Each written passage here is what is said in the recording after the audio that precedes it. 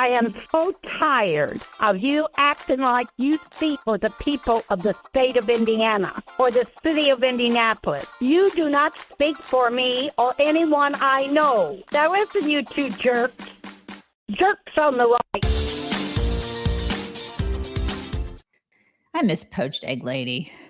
I really do. God rest her soul. Her bitter, nasty soul. You guys. I'm feel like a jerk on the right today, though. God, I'm such in a bad mood today. Dislike a lot of people today, you guys. We're in a mood. It's one of those Fridays. In a mood. But we're here. We're at Friday, you guys. We made it together. Looks like we made it. Coming up on today's show, obviously, we have an interview recap for you guys we're going to get to. Was there an interview last night? There was a big girl interview. Like a big girl panty interview with her emotional support dude. And in the words of Mock, Trump steps on his own wee-wee again. That's not the word I chose, but she okay. said dick, but I'm using the word wee-wee. And Aurora, that word is so hard for me to say. Aurora. It's like rural. What if you have to say rural Aurora? I'm done. I'm out. Aurora, Colorado has been taken over by illegals, you guys. You did it, Kamala and Joe. You did it. You did all that. And oh my God, so much more. It's going to be a long show, you guys, coming up on today's Friday show. Make sure you're following us on all the things, chicksontheright.com/links. That's where you can find all the things. I do the Instagram. She does the tweeting, all the other things in between. Just follow us on all the things. Click all the things, follow all the things, and subscribe to this podcast. If you haven't already, what is wrong with you? We're judging you. And so is everybody else here that has already subscribed. Share it with your friends. Do it. Yeah, do the sharing thing. By the way, we are aware of many people in our insiders group who are no longer able to see our insiders group on a desktop.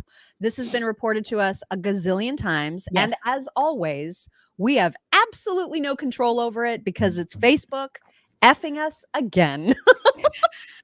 So I would just recommend to you that you check us out on your phone because we are working on phones. I don't know why. And I'm specifically talking about the insiders group. Yeah. And so I recommend just checking us out there on your phone or joining locals where we never have these kinds of problems ever. Mm-hmm. Yeah. Ever. Yeah. So that's what I would recommend. Okay. We're going to get right into the things and the stuff because there is so much. And it is, when we say it's going to be a long show, man, I hope you guys get some coffee, gone to the bathroom. Yeah, you had your potty break. You've settled in. It's going to be a long show. Yeah, okay, it's going to be a long show. Yeah, and we have to kick it off with a very lovely Rumble rant that we got yesterday from a name I can't pronounce. CP Thydro. Yeah, who just simply said, "Good job, ladies," and we appreciate that. We really, really do. Thank you. Yeah, very sweet. Also wanted to say some exciting news about Melania's book, which is coming out October 1st. It has already become a #1 bestseller before it's even out. Look at that, which is amazing. That's fantastic. I want to read it. I do too. Like that's one that I'm actually for real going to pick up for sure. Yeah. And then Daisy sent me this too this morning because this is an actual headline, you guys. It's real. This is happening. Christie is going to be teaching at Yale a course on how to run for office because he's so good at it. Yeah. I mean, what is it? The old saying, and no offense against teachers, but those who can't teach. Yeah. I mean, he couldn't. So he's gonna be teaching. Yeah. So that is happening. And then also we talked about how Wisconsin, Michigan are not taking RFK Jr. off of their ballots, even though he is asked to be taken off those ballots. And now North Carolina has just done the same thing. They have rejected his request to withdraw his name from the ballot, but any votes that he does get won't count because he is obviously withdrawn from the race. This is insane, but this is what Democrats do. So that is all a thing that's happening. I wanted to tell you guys because I probably won't keep this on the entire time, but I did want to show off the coziest Look how soft. Snuggliest. It's very, and I love the color. I This color is know. amazing. I love this color. Yeah. It is glorious. So it's hard to believe, but come this weekend, we're in September. And you know what that means? That means fall. That means fall. Like, how is this even happening? Still 100 degrees in Texas, but I'll get to that eventually. Yeah. I mean, it's going to be 94 in Indy today. And yet I'm a little chilly right now. So I'm wearing this right now. It'll probably come off mid-show when I get ramped up and ranting about whatever we're talking about today. But for now, it feels very, very cozy. It's part of their Sherpa line, which is back. They actually have this in like a really cute wheat, creamy color, which I have, which I love. They have black. But this is like one of their limited styles. So if this is something that appeals to you, and by the way, it's got the little pocket here. It's got the 2 pockets in front. And it has a little American flag on it. Yeah, and the Grunt Style and the American flag. It's Yeah. just so cute. I love this. They have tons of stuff in their outerwear line. You just need to go to gruntstyle.com, gruntstyle.com. First-time customers, when you use the code CHICKS, CHICKS15, you'll get 15% off of your order. Returning customers, when you use code CHICKS10, you still get 10%. So they have something for everyone. And if you're looking to, bulk up your fall outerwear collection, they have these and so much more at gruntstyle.com. Thank you very much to BC Hillbilly, who says, did these states remove Joe Biden's name from the ballots? Right? Like, what the heck? He's no longer the nominee either. So how come he's not off the ballots? Or how come he's still, like, how come he was able to be taken off the ballots? Exactly. Why was that allowed? Yeah. It's they make the nonsense. rules as they go. This is what they do. And the rules always favor Democrats. This is always how it works. Okay, we're gonna address. We are gonna get to the interview, I promise. But there's a lot to get to before that because there's still chitter chatter about the freaking Arlingtongate, and I know we spent a lot of time about that yesterday. Not going to spend as much time on it today because I feel like we can put a freaking cap on that. Well, we should be able to. There should have never been any reason to have a cap put on it.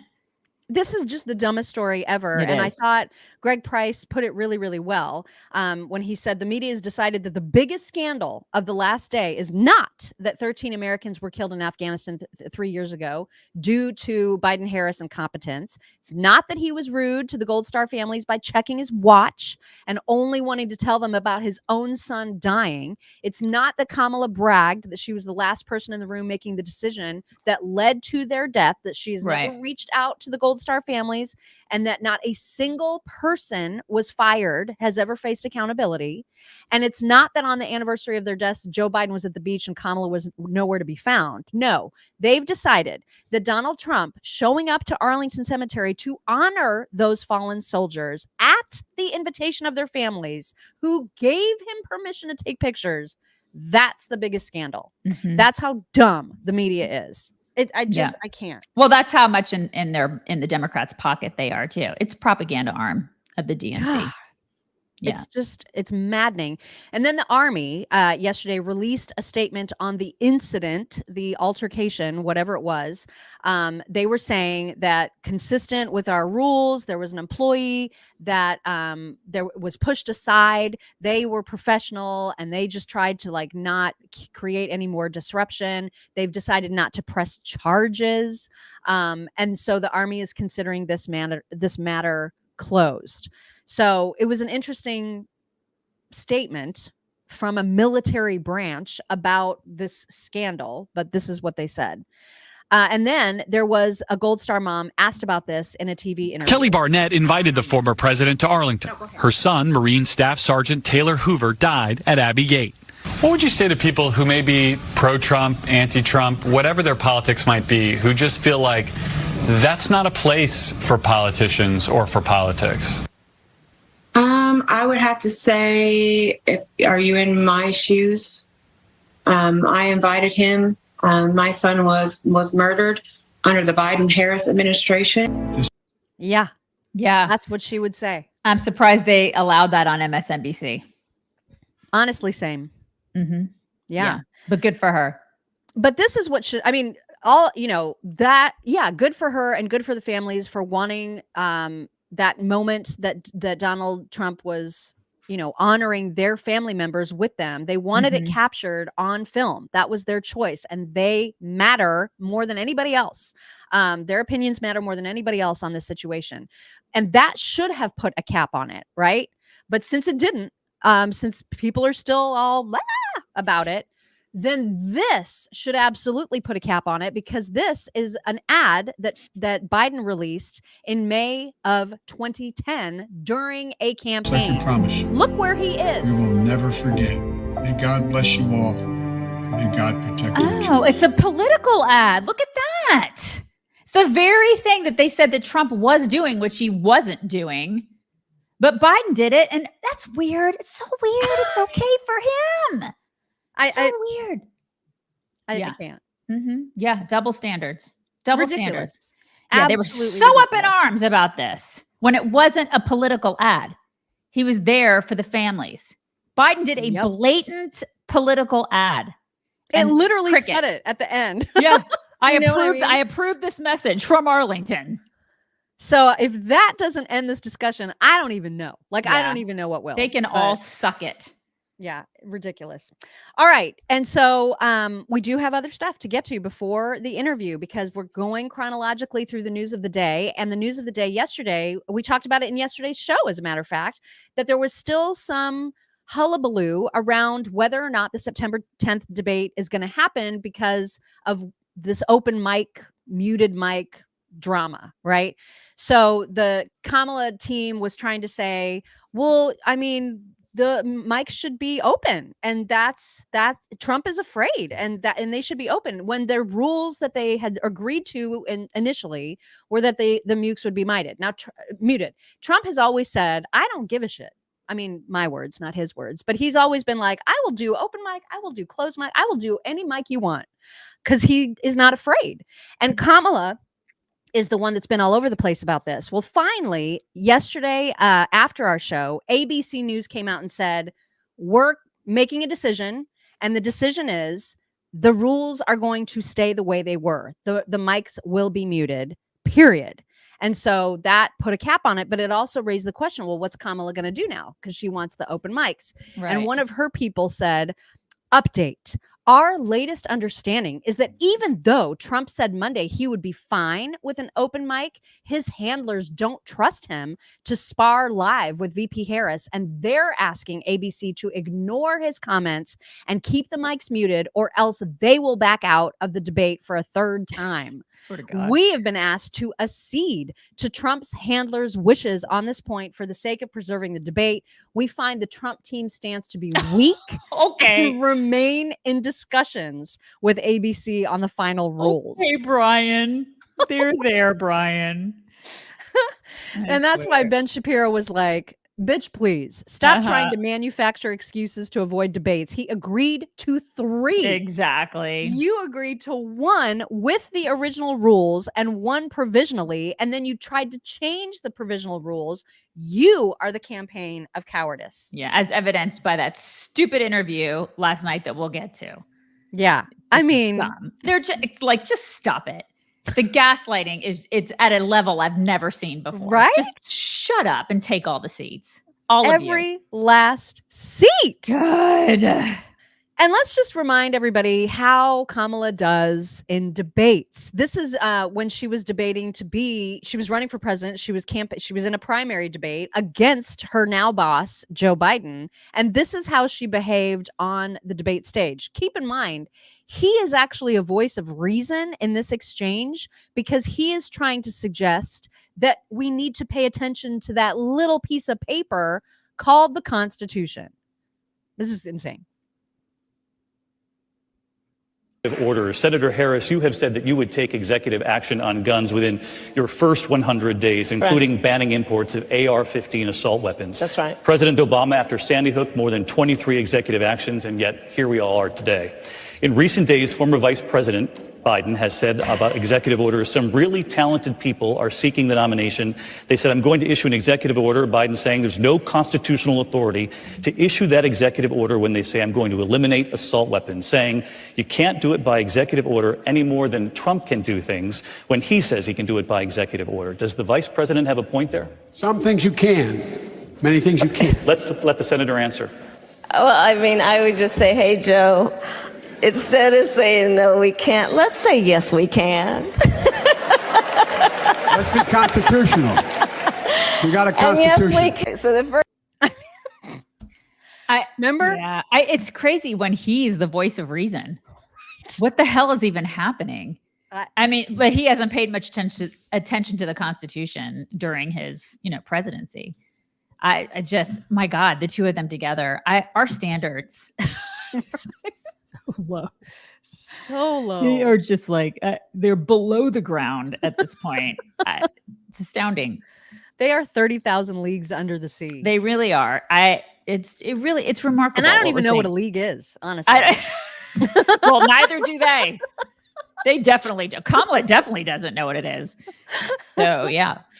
And I saw somebody mention that she's always drunk or high. Mm-hmm. That's like the perfect segue into this clip of her, I guess from recently when she's talking about what it was like to meet Doug Emhoff's mom, her mother-in-law, for the first time. Here we go. I meet my mother-in-law. She puts my face in her hand.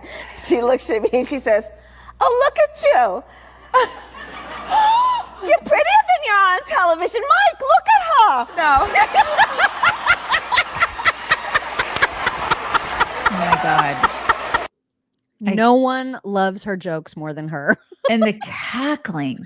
Gosh, she's going to have to meet with world leaders if she's president. Could you imagine? They will chew her up and spit her out, God. you guys.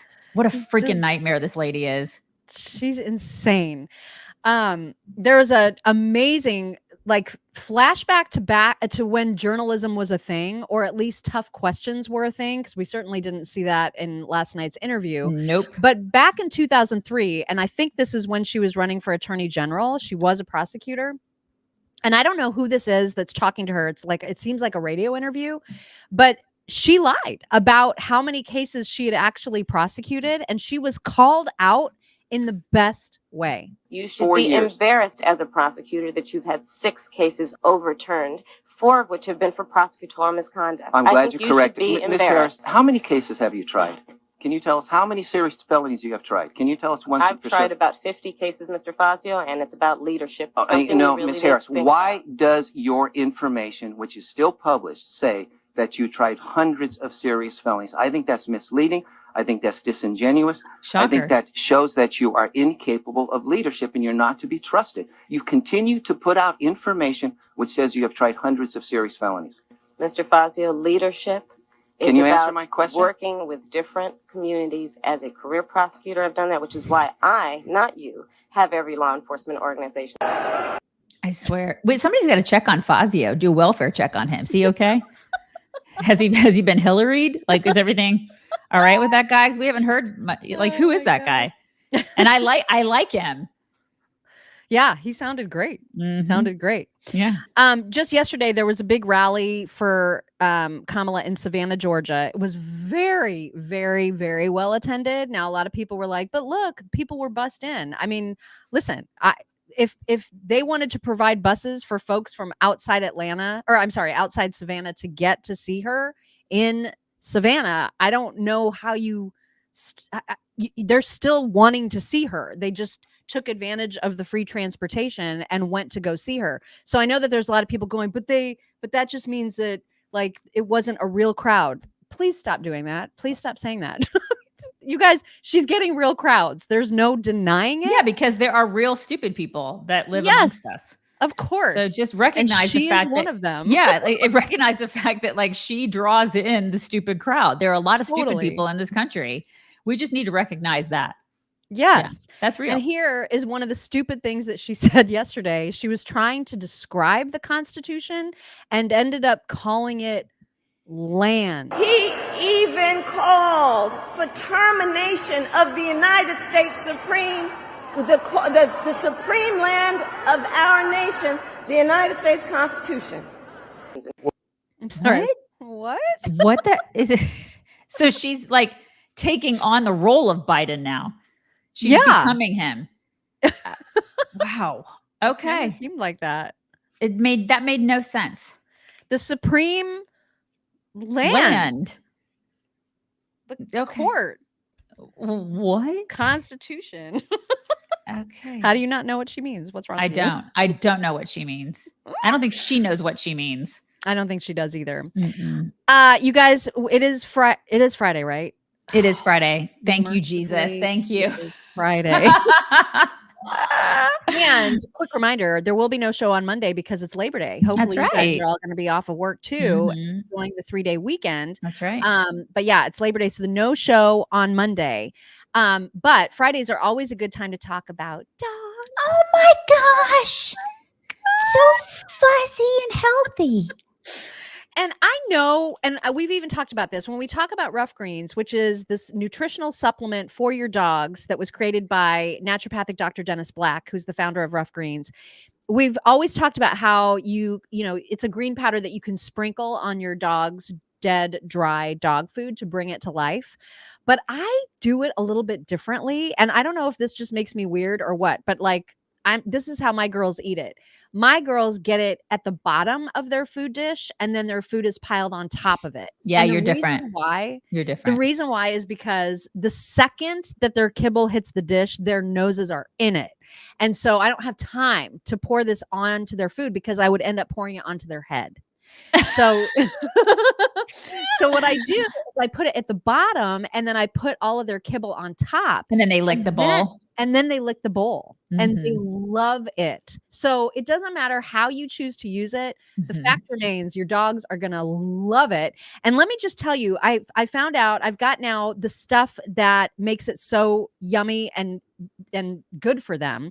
It includes sweet potato, wheatgrass, sunflower seeds, spinach, parsley, and blackberry. And those things are chock full, and plus tons more. But those are the things that are chock full of all of the things, the probiotics, the digestive enzymes, the vitamins, minerals, nutrients that your dog needs. And it takes care of things like helping their coat shine better, helping their breath smell better, helping their energy levels. It's amazing stuff. You can try it for absolutely free. The free Jumpstart trial bag is at ruffchicks.com, RUFF chicks.com. Right. Dog's going to love it. They're going to love it. Okay, so back to how ridiculous the Harris Walz campaign is.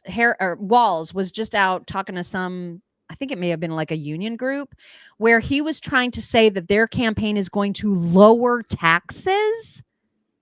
Excuse me? But what? Fighting to protect your retirement benefits, lowering taxes for working families, and finally making corporations just pay their fair share. They're doing fine. They're doing fine. They can pay their fair share. What is I'm so sick of this fair share bullshit. And has he lowered taxes in his state? Has he done that? I mean, report back. No, as a matter of fact, according to this tweet, he is the same person who burned through the largest budget surplus in Minnesota history of $20 billion and managed to add an additional $9 billion in new taxes. Yeah. So what? It's like lies. It's all lies. These people, they do it so effortlessly, don't they? Yeah, without any shame, any shame or hesitation. It's incredible. Yep. And that's not his only terrible result. He also is responsible for these test scores in Minnesota. Wow. I mean, just look at the difference from when he was in office or before he was in office to when he was in office right now. Good job, coach. Math scores. Oh my gosh. Way to go, coach. Yeah, he was in education. So this should speak to everybody. I mean, if anybody should be some sort of conduit for education being awesome in your state, it should be somebody who actually was in education. Wow. Yeah. And runs the state. You know what I mean? Like, this is amazing. And then from a national perspective, when you go back and look at Harris's record, because of course she is part of the current administration, we now see that wages for blue collar job hires fell across the board this year again. And they're going to keep trying to talk about how there's been this boom in manufacturing and construction jobs, but it's because those jobs are being filled with migrants. Oh, yeah. And so American workers are suffering at the hands of this administration. I don't know why so many of them think that it's going to be fixed by promoting the person in charge right now. The American taxpayer always is the one that gets screwed, especially by Democrats. Especially. Yeah. And we're getting screwed to the tune of $150 billion last year. A year. Yeah. It's nuts. It's unsustainable, you guys. God, and then not to mention we're going to talk about it during our schlong, but not to mention the crime. The crime that comes with this. Our cities aren't safe. We're going to get to the Aurora stuff at the end of the show, so stay tuned for that. Yeah, that is going to be our schlong today because we've been wanting to talk about it forever, but there's been so many other things that have been taking priority, but we have got to get to that story today. Yeah, we do. We also have to get to this crazy McDonald's story because this is just like one of those lies that you're like, what is the point of this? And it's the reason for my name today. McDonald's. And that is because that mysteriously Kamala has said on a number of occasions that she spent some of her summers working for McDonald's. There is absolutely no evidence to support that whatsoever. But just to let you hear how she frames this, there's two clips, one from, I'm not sure how long ago, I think just within the last few months, and then one from just yesterday. Here's the first one. Oh, sorry. There was one more tweet. Yeah, because I saw somebody mention this too, the unrealized gains tax that they're proposing, this 25% tax of unrealized gains. Somebody did the math on this, and because they're trying to say, well, this only applies to people who, make have 100 million more net worth or whatever. But even if that's true, and you take Bill Gates as an example, he's worth 100 million. Well, he's worth 132 billion. So his unrealized tax due is about $30 billion. He would have to sell 40 billion of shares in his own freaking company, pay taxes on that just to pay the unrealized tax. And then that tax tanks the stock, which 7 million regular people own. And then you repeat that with all the other big tech stocks, and it screws everybody. Don't they ever realize that this is a government spending problem? Like, no one ever looks at government. Isn't it funny how they do that? Like, the people who are in government are telling you that it's always these dirty, rich people. It's them. We got to just tax them more. We have to tax people more. It's always about taxing. When they just gave 230, what was it, million to the Taliban on accident. On accident, they did that. It was by accident, you guys. So, they never want to look at themselves and what they're spending of our money because they're never held accountable to that. It's just remarkable to me. Never a spending problem. If it were a personal budget, if it were your household budget, you wouldn't be like, oh, we're just not bringing in enough money. You're spending too damn much. That's what it is. Somebody needs to go in there and do spend analysis, which is why I hope that Trump does win and he gets Elon Musk in, and Elon Musk pulls a Twitter on these people, and he goes in there and he cuts all the fat. And he just seriously, because remember when he did that to Twitter and they were like, but I'm really like, no, you're not necessary. You're not necessary at all. Bye. And he cleaned house. And you know what? Still works. Works really well, doesn't it? Yeah, like half the people better than ever. Because like half the people that work there were useless. Imagine if he did that to the government. Oh my God, it would be a beautiful thing. I would love it. God. I'm there for it. Please let that happen. All right, now to the McDonald's story, because this is just crazy and pointless. What a lie. I worked at McDonald's. I did the French fries and I did the ice cream. I worked at McDonald's. Really? I was a student when I was working at McDonald's. There was not a family relying on me to pay the rent, put food on the table, and keep the bills paid by the end of the month. But the reality of McDonald's is that a majority of the folks who are working there today are relying on that income to sustain a household and a family. And if we want to talk about these golden arches being a symbol of the best of America, well, the arches are falling short. And that was not terribly long ago. It's McDonald's problem. This is like they're the evil people, because they're falling short. And she lies. She lies, and she did it again. This was at her Las Vegas rally. Think about it. 2 middle-class kids, one a daughter of Oakland, California. who was raised by a working mother. I had a summer job at McDonald's. The other. Did you though? Because McDonald's corporate, their sources have come out and said, we have no record of her working at any of our locations ever. And then somebody did like a huge deep dive. So there's a couple people who did like this exhaustive review and went through all of her like employment applications for jobs, all kinds of records. And there's nothing there. Because she didn't do it. She didn't freaking work at McDonald's, you guys. She didn't do the fries and the ice cream. And somebody said in our comments, like, the ice cream machine never worked anyway. Like, you worked it. Come on. And the effortless lying is more than a red flag. It's first of all, they're completely inadequate. That's staggering. It should be like a staggering red flag for all of us. But like the levels at which they lie and they gaslight, if they're willing to do that as much as they do it every single day, what else are they willing to do to the population? Like, that's what I look. I can't imagine lying, let alone lying this much.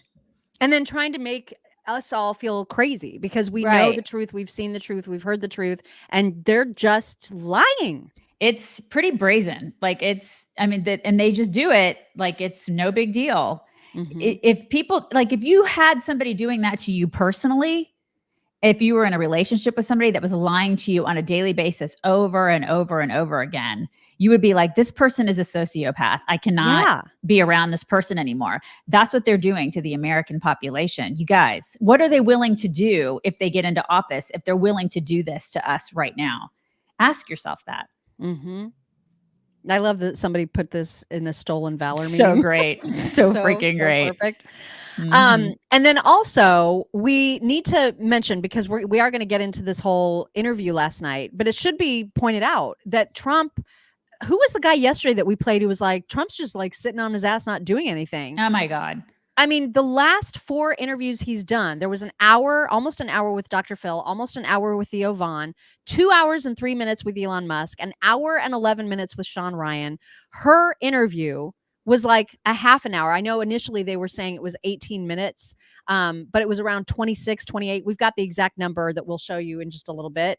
But that's it. That's all she's done in her first 40 days. 40 days. She's done, I think it was 28 minutes. 40 days. God. Can you, there's no contest.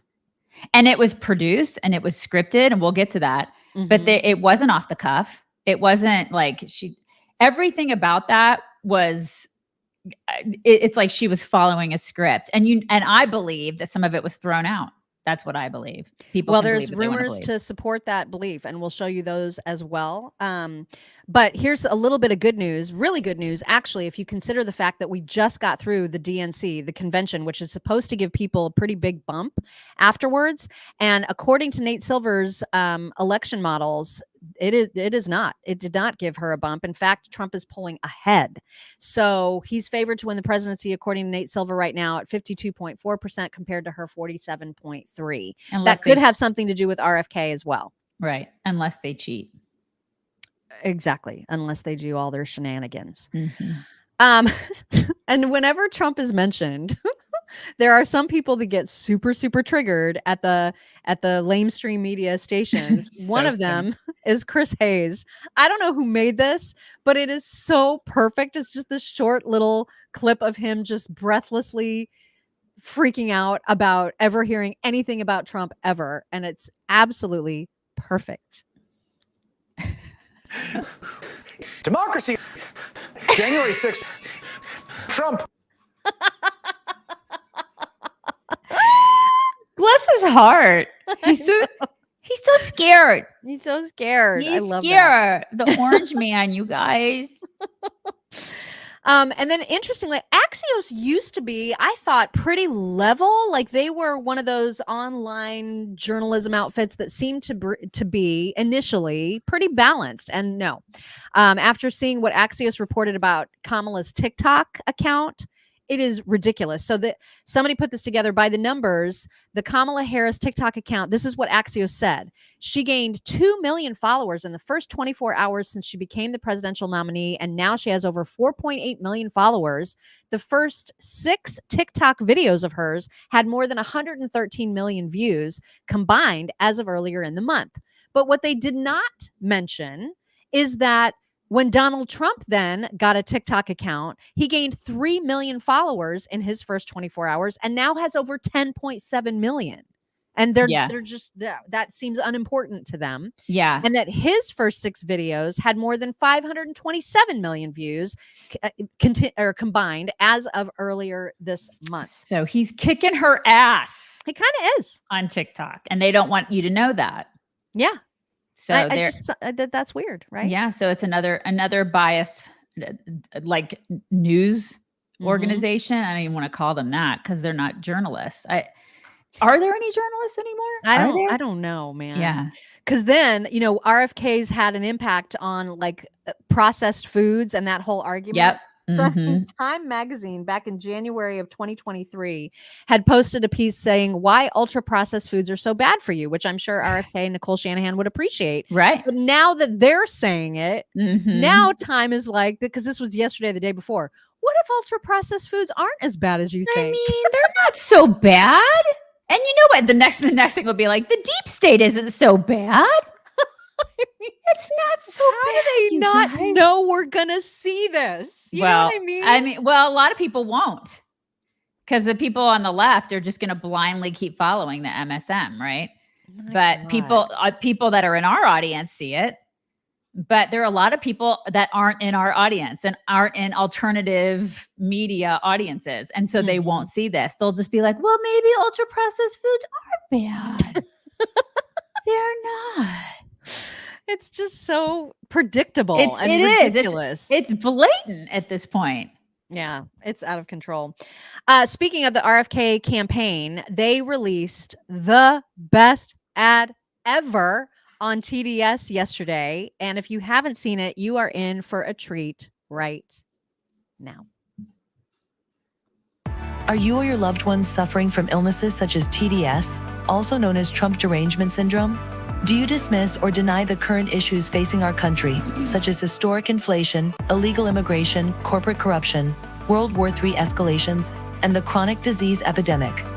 Are you willing to elect someone who was the least popular vice president in modern history, and who offers no policy or vision for America simply because your brain keeps telling you anyone but Trump?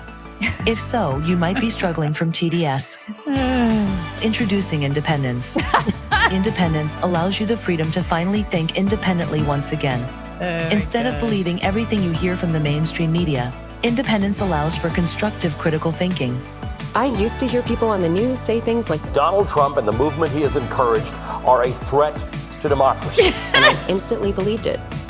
With Independence, I now realize the media is run by the Democrat elite, who are a corrupt oligarchy that censors free speech, silences political opponents, supports forever wars, and abandons democracy by anointing its candidates. Independence may not be for everyone. If you enjoy being lied to about your president's cognitive abilities, support Orwellian totalitarianism, or are excited about communist fiscal policy, Independence may not be right for you. Common side effects of Independence may include an awakening of rational thought, successfully identifying propaganda, freedom of choice, loss of hatred, anti-narcissistic behavior, and love of democracy. I used to blindly hate whoever my party was running against. I didn't care about facts or policy because I was hopelessly indoctrinated. With Independence, I'm much more interested in policies that uphold democracy, and I truly care about the health of our country and its citizens. Ask your doctor if Independence is right for you, and enjoy your freedoms once again. Man, Shanahan's bringing the heat. Right? She's bringing it. That's God, awesome. That was fantastic. So good. Critical thinking, Independence. Are they for you? Ask your doctor if they're right. Ask your doctor. Your doctor be like, no, they're not. You need to eat more processed foods.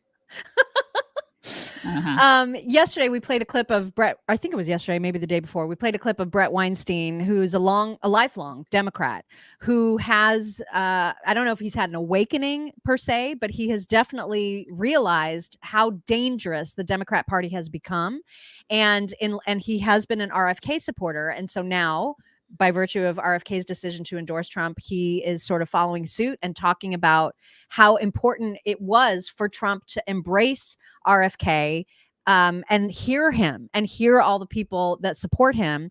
Here he is talking about how crucial it is that people understand the dangers of the Democrat Party. In this election is to defeat the blue team. The Republic depends on us defeating the blue team.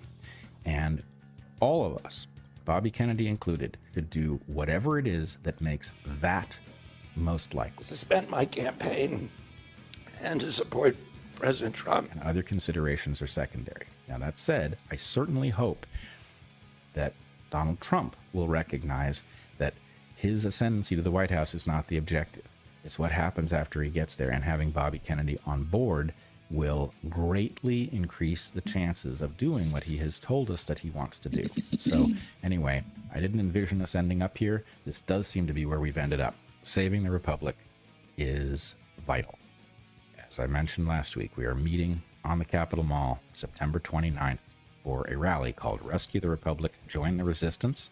You should look at the website at jointheresistance.org. Say something. I love that. I know. If you guys are in the near DC area, think about joining that resistance. Yeah, I love that. Yeah, it was good stuff. And then lastly, before we get to the actual interview, Anna Kasparian, who we've played many times from the Young Turks on this show, as she seems to be facing her own existential crisis, like an existential crisis. I think she's more getting red pill. She's like tasting it. She's licking the red pill. Yeah. She's licking it and then she puts it down and she licks it and she puts this is what she's doing. It's not pink, it's red. It's definitely red, but she's just licking it right now. She's licking it and there's like pink underneath, but she hasn't swallowed it yet. You know what I mean?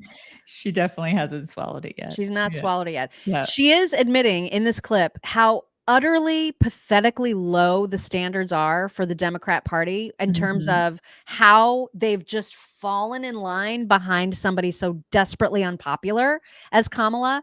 And as always, she says it really well. Upset some people, but I just have to get it off my chest. The second that Biden dropped out and it became clear that Harris was the presumptive nominee, I can't emphasize enough how disappointed I am in progressive and leftist Democratic voters who immediately decided to fall in line and like become obsessive promoters of Kamala Harris without using any of their leverage whatsoever. Why would Kamala Harris do anything for you if you're already supporting her preemptively no matter what? Yeah. I'm sorry. I mean, that's just the truth. Democratic voters have shockingly low standards. Yes, they do. They really do. She's a buffoon. Shockingly. She's a buffoon. He was a buffoon. They're both inept. Walz is inept. I mean, these people are morons. Yeah. Absolute morons. My 14-year-old daughter could do a better job running the country. She's more equipped to do it. She had as many votes. She did. They tied. Yeah. They tied in the primaries. That's amazing. Yeah. Let's take a moment before we get into the interview to thank some people. Patrick Connolly, thank you. He says, sorry, Daisy, go Irish, beat Aggies. Uh-oh. It's on. You know what, though? Football's starting. It is kind of exciting. Football's starting. That is a wonderful thing. So no matter who wins, it's just fun that it's starting, you guys. Right? Let's just all have a great time. Let's get out there and have fun, everybody. Yay. Marcy64, thank you very much for that sticker. Brian Brumley says putting in an early order for Friday flaps. Okay, I'll try to get him in here. There'll just be crime. There's going to be a lot of crime back here. Probably not a lot of flaps, but some crime, and I'll make it happen. The photo in the story says Kamala would be the Karen yelling for a manager. And Teresa Raimundo says, what Axios forgot to report is there are many stupid people out there who like to view dumb things said by people with low intelligence, like our current VP.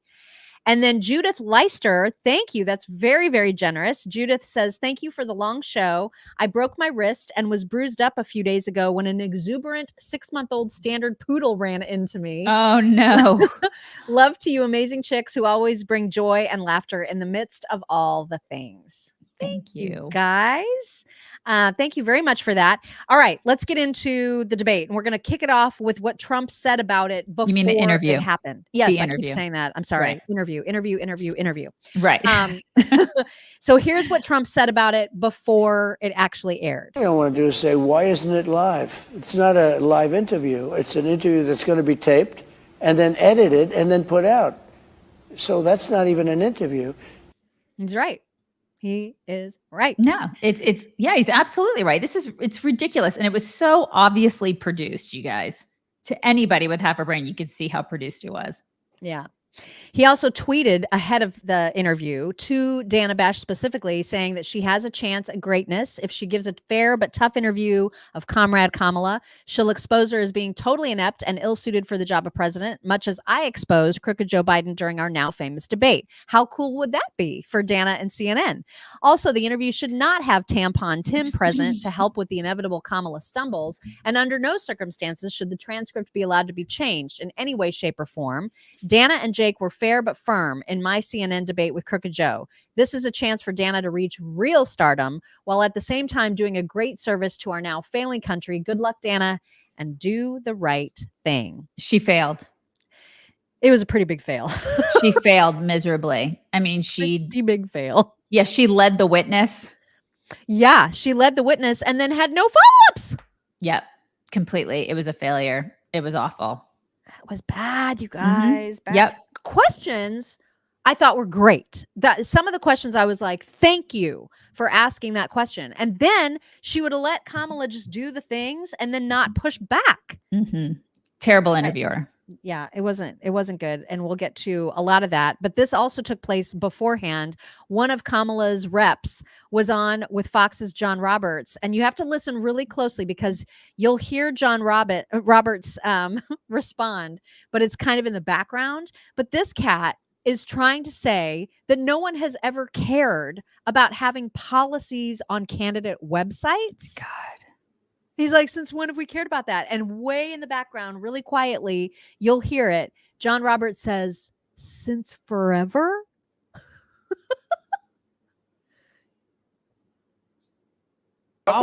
Will you acknowledge that there's no policy page on her website? And so how do people when know did we what she start really caring stands about for? policy pages on websites when every single time every time she steps to the podium, she talks about her policy in such a direct way that voters are responding. Those Can you tell are the me people what her that border policy is? Say it one more time. Can you tell me what her border policy is? Oh, she said on day one she would sign the bipartisan border legislation that J.D. Vance and Donald Trump has taken credit for killing or not getting across the. What's her policy on fracking? She's going to introduce that. Her anonymous She's going to staffers introduce Okay, so we don't know. have said So her that interview she's tonight, should give her the opportunity to share whatever policy agenda she wants, and as the process go along, she will continue to do. That guy sounds like a moron. He sounds like a total idiot. Right? She's going to introduce it. She's going to introduce what? What's your policy? That's not giving us a policy. You telling us you're going to introduce it is not actually giving a policy, you moron. That Good was Lord. pathetic. Yeah, that was bad.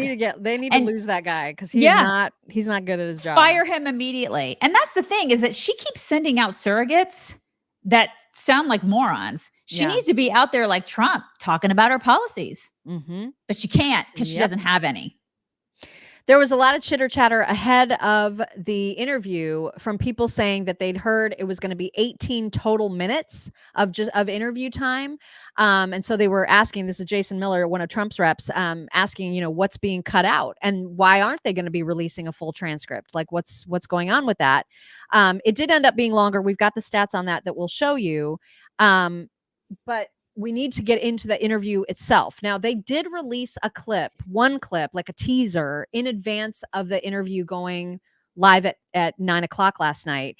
And the clip that they chose was really odd because it made Dana look pretty bad.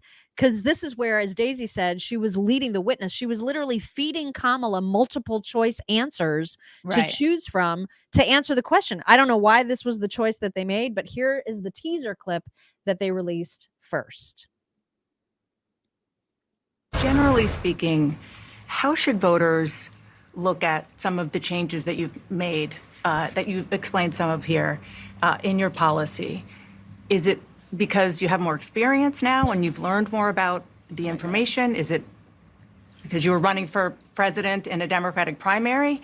And should they feel comfortable and confident that what you're saying now is going to be your policy moving forward?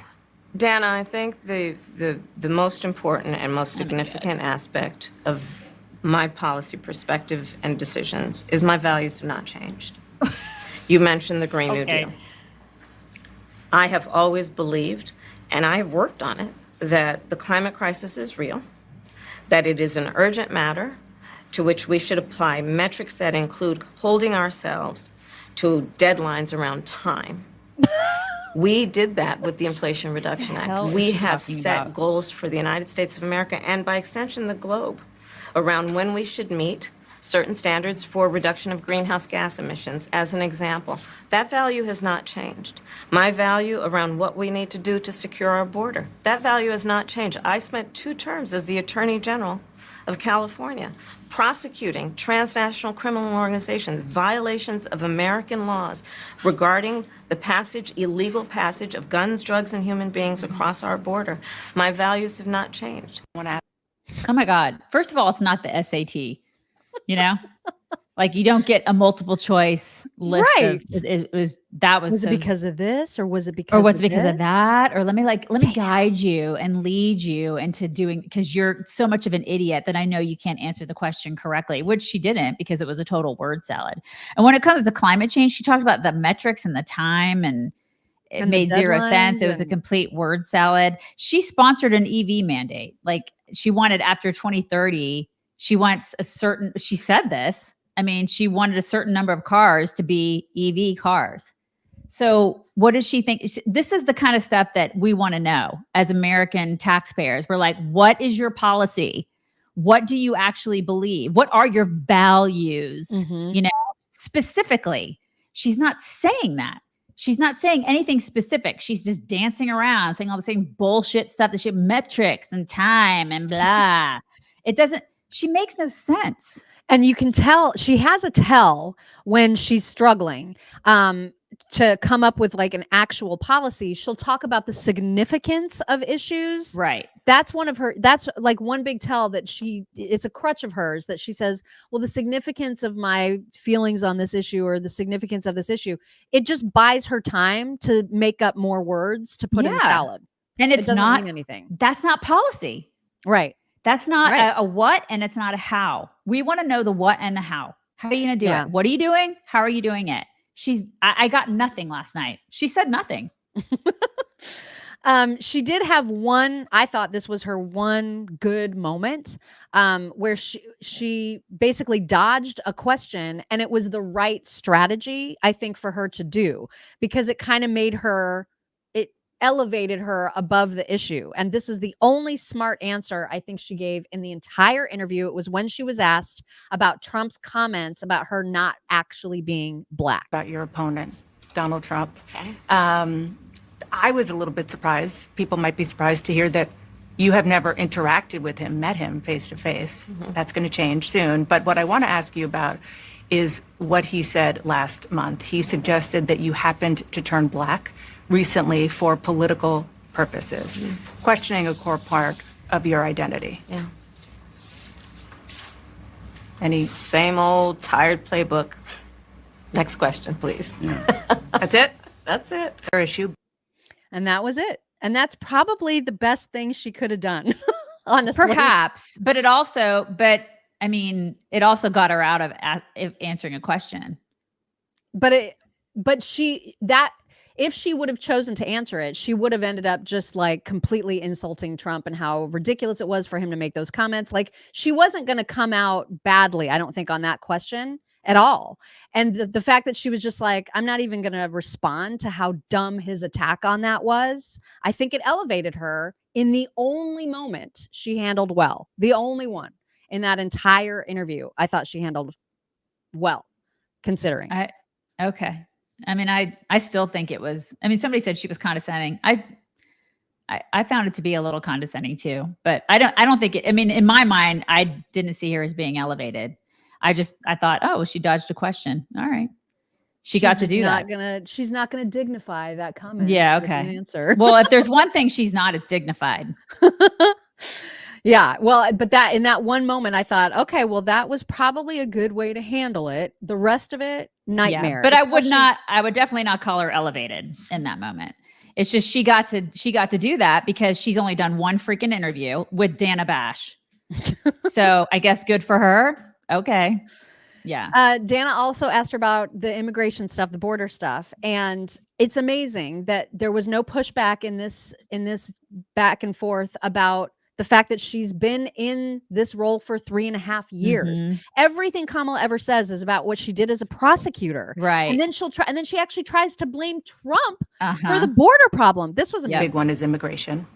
As vice president, you were tasked with addressing the root causes of migration in southern countries and northern part of Central America. The northern part of Central America that affects the southern border of the U.S. During the Biden-Harris administration, there were record numbers of illegal border crossings. Why did the Biden-Harris administration wait 3.5 years to implement sweeping asylum restrictions? Good question. Well, first of all, it was. The root causes work that I did as vice president, that I was asked to do by the president, has actually resulted in a number of benefits, including historic investments by American businesses in that region.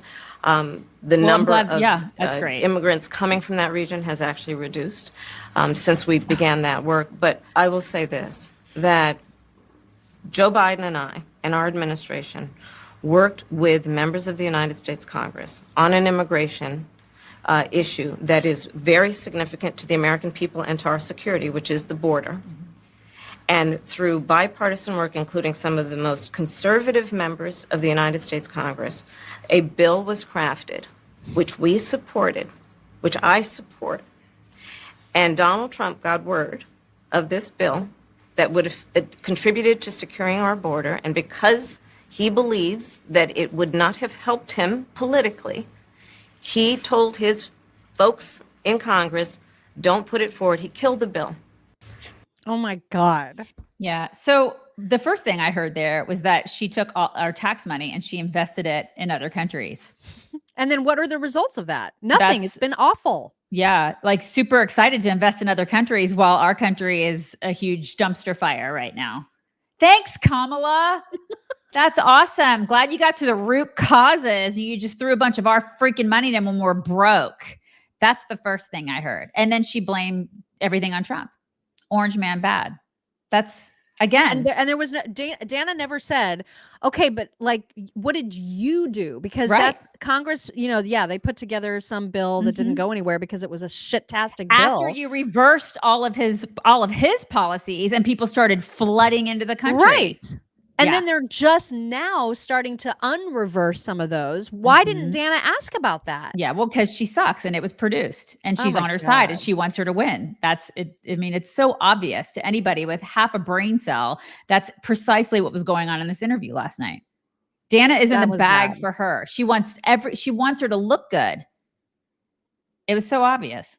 That was really bad. And what was also bad is when Dana asked specifically, hey, what are you going to do on day one? That did not go well. No.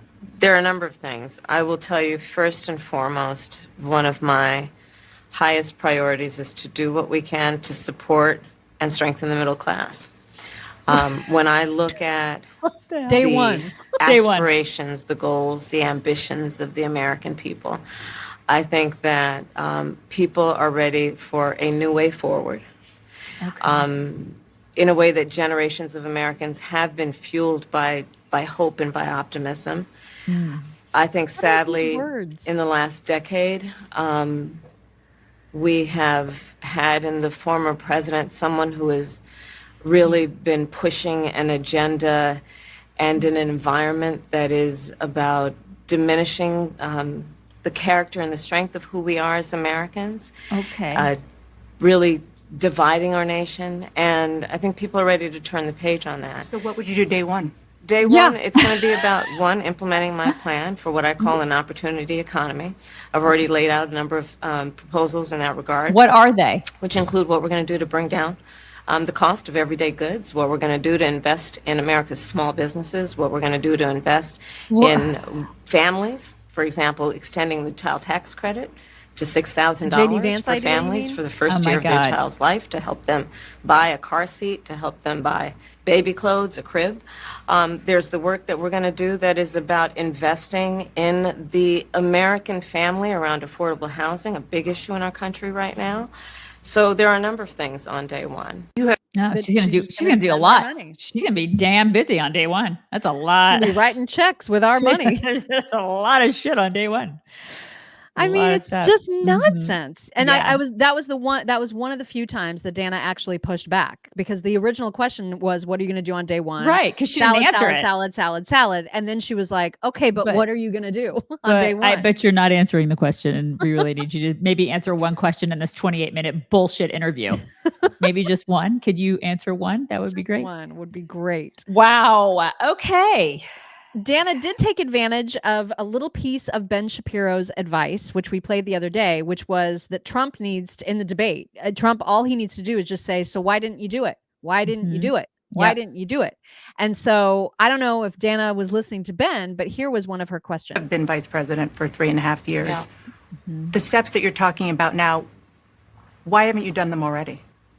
Well, first of all, we had to recover as an economy, and we have done that. I'm very proud of the work that we have done that has brought inflation down to less than 3%. I mean, that was such nonsense. Yeah. And then she yammered on about like insulin, grandma's receipts, and Orange Man bad. That's what she did. Like right after that, it made zero sense. She was all over the place. Yeah, about midway through, Donald Trump tweeted and said, I look so forward to debating Comrade Kamala Harris and exposing her for the fraud she is. She has changed every one of her long-held positions on everything. America will never allow an election weaponizing Marxists to be the president of the United States. I'm not so sure about that, Don. Yeah. I'm not so sure. There are a lot of people in this country that want Marxism. You'd be surprised. There's a lot of us that understand how completely dangerous that is. And we don't want to be Venezuela. We don't want to hunt for our food in the zoo.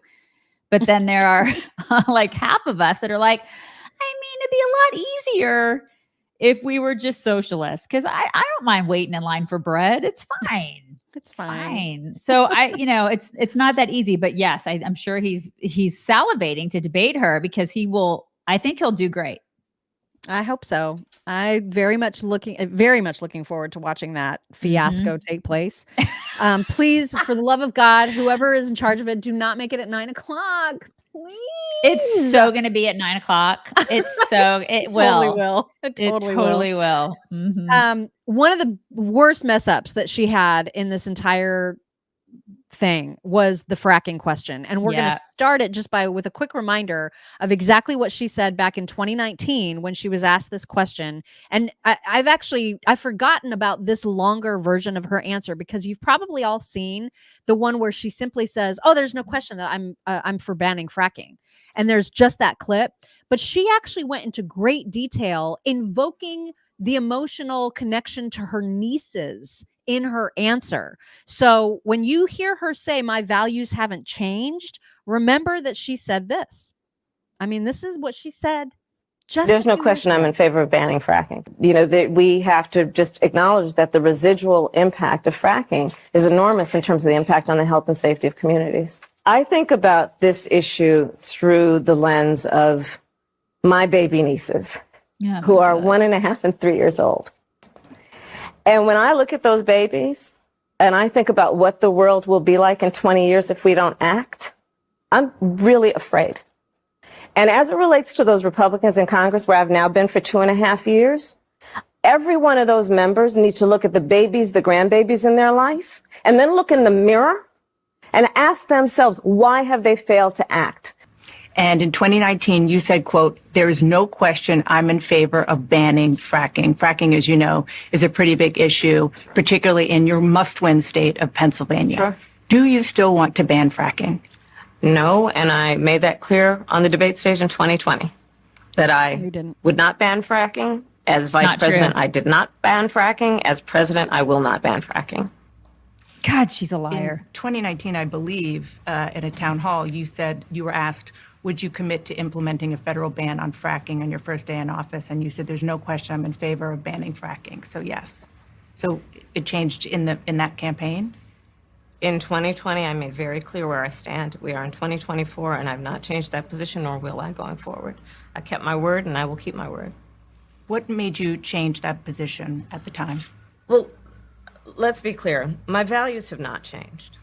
I believe it is very important that we take seriously what we must do to guard against what is a clear crisis in terms of the climate. And to do that, we can do what we have accomplished thus far. The Inflation Reduction Act, what we have done to invest, by my calculation, over probably $1 trillion over the next 10 years, investing in a clean energy economy. What we've already done, creating over 300,000 new clean energy jobs. That tells me, from my experience as vice president, we can do it without banning fracking. In fact, Dana, I cast the tie-breaking vote that actually increased leases for fracking. You say, oh my God, this hag, she's unburdened by values is what she is. Completely unburdened. She has no values. Wow. She has no ethics. She's a freaking liar. And this whole thing about how she clarified or she changed her position in 2020 on the debate stage. That's where everybody was just like, wait, what? What are you talking about? Because you weren't in the race at that point. And so now we know what she meant, and you're going to get clarity on that in a couple clips. This first one, though, is somebody on CNN's panel reacting to this answer and how absurd it was. That you support the Green New Deal, but you also support fracking. Those two ideals are not consistent. The end result of supporting the Green New Deal is to end fossil fuels. You can't say I support this, but also, by the way, you can have your fracking too. And so for people in Pennsylvania, those skeptical folks that are in the middle, that 5% that may determine which way that state goes, they're going to look at that and they're going to say, well, is this political pandering? Is this political expediency? Is the vice president saying whatever she needs to say to potentially win, but she doesn't believe it? And we weren't clear. She did not give a clear or decisive answer in that regard. Nope. Yeah. She did not. She didn't, because she is political pandering. That's exactly what she is. And that's who she is. She's a political panderer. Miss Panderpants. That's right. Captain Panderpants. Totally. So here is what she is referring to when she talks about clarifying her position in 2020. This is such a bunch of bullshit. And it just proves what a snake she is. What a weaselly, snaky, slithery, slimy person she is. You'll understand it after this clip. That was quite clear. So she ended her 2020 presidential run in December 2019. The only debate she participated in 2020 was the general election debate with then Vice President Mike Pence. And I went over the transcript of that debate tonight. Nowhere in there does she make clear that she had abandoned her previous support for a fracking ban. Rather, she repeated that Joe Biden, the head of the Democratic ticket at the time, would himself not ban fracking. So listen to what she actually said in that 2020 debate. Joe Biden will not end fracking. He has been very clear about that. I will repeat, and the American people know, that Joe Biden will not ban fracking. So it makes perfect sense that at the time she was speaking on behalf of Biden, the president, not the vice president, sets administration policy. But maybe other people feel differently. I certainly did not hear anywhere in there Kamala Harris saying that she personally had abandoned her previously expressed 2019 view. Rather, again, she was speaking for Joe Biden. All right. So that's what she was trying to refer back to, which is such bullshit. It is bullshit. She was speaking for Joe Biden, not for herself. And she had a little disdain in her voice when she did it. Mm-hmm. Like, you could tell. Now looking at she it was now, like, with the hindsight. Because she was just like, yeah, he's not going to do it, but I totally would have. Like, you could kind of tell in her voice that she was irritated about it. You know, because she's thinking about the babies, you guys. Right, her babies. What a bunch of crap that is. God, this woman is she's despicable. She really is. And then I don't know what the purpose of this question was, but Dana asked her at some point if she would have a Republican in her cabinet.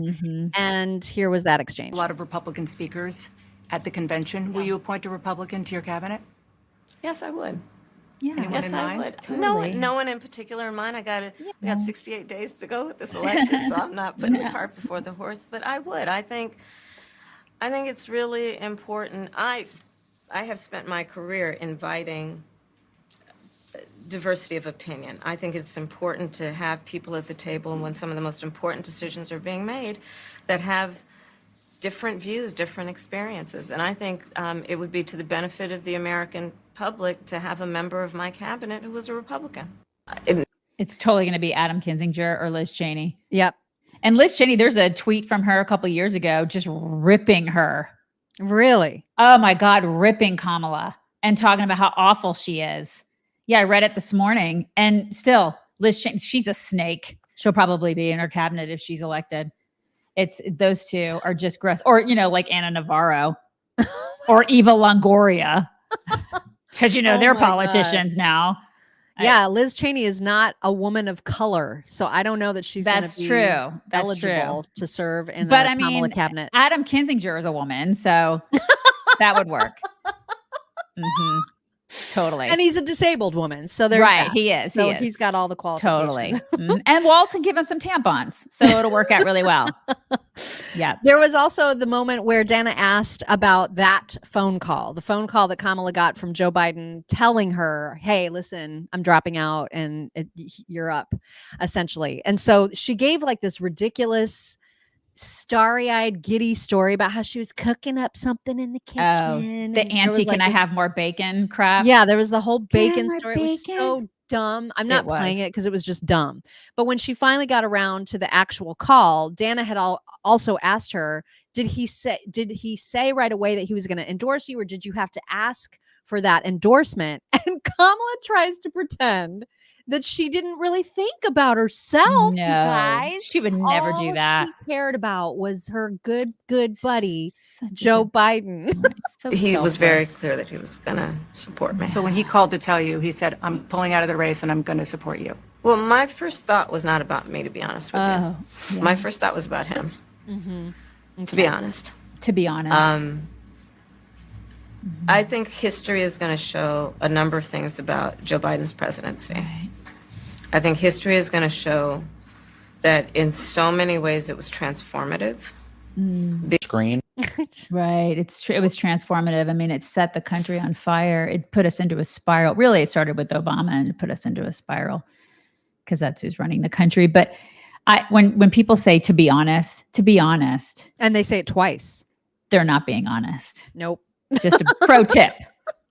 Because that was so out of her normal speaking style. Right. And that's when you knew, like, there's no way that she hadn't only been thinking about herself and what this would mean for her and from well before he called her. Yeah. Well before. And when I heard the answer to that question, I thought to myself, she knew this question was going to be asked. Like, that's when I knew for sure that this was completely produced and it was scripted. And she knew that question was going to be asked. And she had thought in her brain, okay, I'm going to talk about like the auntie, can I have more bacon? That bull crap and she was going to tell the story and she was going to talk about how she was so selfless. And guys, I mean, like, anybody is crazy to think that she didn't have all the questions in advance. This wasn't completely produced. They didn't throw stuff out. They didn't edit the crap out of this. This is all scripted. They insist that what we saw was the entire thing, and that it was not live, but like it was not interrupted in any way. They say that was totally. The whole we thing. Should absolutely believe the mainstream media because they've always been truthful with us. Yes, always. Always. So I believe them 100%. Totally. Yes. Let's hear Scott Jennings' analysis of it. We've got some Tim Walz to get to, although he was utterly useless during that interview. He had like 2 questions of his own, and that was it. And we'll play both of them because they were awful. But Scott has some analysis of how she performed during that interview. So at the beginning, when she's talking about Biden and their record, our screen said, this is called the Chiron, the headline at the bottom. It said, Harris stands by Biden administration economic record. She is making it clear that she will embrace and be a continuation of Biden's economic policy, his record, what they've done. She offered no remorse, no regrets, no introspection about anything they've done. She continued to blame inflation on this fantasy price gouging idea. She had no additional thoughts on the economic situation in the country or what they've done beyond just saying, Joe Biden and I have done a great job. Now, if I were the Trump people, I would be salivating over the idea that that's how they are going to run the race. I don't believe it's tenable. I also thought it was interesting that she didn't take any responsibility at the end for telling the American people that Joe Biden was fine and he was strong. When we all know that's not true. That's why he's out of the race, and she's still standing by the idea that he was fine and he's strong and that he's fine today. Nobody believes that, and I just think at some point, then why isn't he running? Bingo. Yes. And why isn't he running? Why isn't he running? Yep. And that person was like, oh, thumb up my butt, thumb up my butt. Yeah. I mean, she asked her, do you have regret for lying to the American people about Biden? And she was like, I don't have any regrets at all. I don't have any regrets. So that, to me, was another big, huge red flag. Wait, Dana didn't ask that question. She basically asked about regret. She didn't ask about lying, but she's like, do you have but in so many words, she basically asked, do you have regrets about propping him up? Because, she did that until the bitter end. She was like, he's running, he's great, he's fine, when she knew damn well that guy had dementia. She lied to the American people. Oh, yeah, she kept lied. saying how smart he is, right? How she lied. Awesome he is, and she knew. Doesn't make any sense. And she knew, and she lied. And so when she said, "Do you have any regrets about that?" She's like, "Oh no, I have zero regrets about it. Zero regrets." Well, that's another case in point. She doesn't have any regrets about lying. Neither does Walz. These people have no scruples. They have no ethics. They have no morality. They are fine with lying to the American people on a daily basis over and over and over again. That should terrify everybody. And Walz in particular, he would not own any of his lies. And in fact, was so insulting really to just everyone about how he chose to answer. I mean, and we'll play the whole, he got called out on the stolen valor thing. And for him to suggest, well, first of all, everybody knows me. Everybody knows what I meant. I'm just your folksy guy. And I talk weird. And sometimes I have bad grammar. That is a freaking insult to everybody. Yeah. Because people don't, just because you're a folksy guy and you're a Midwest guy or whatever, that doesn't mean that you're an idiot automatically who's going to use poor grammar that is going to excuse your lying. Like, what kind of an answer is this, you guys? Governor Walz, the country is just starting to get to know you.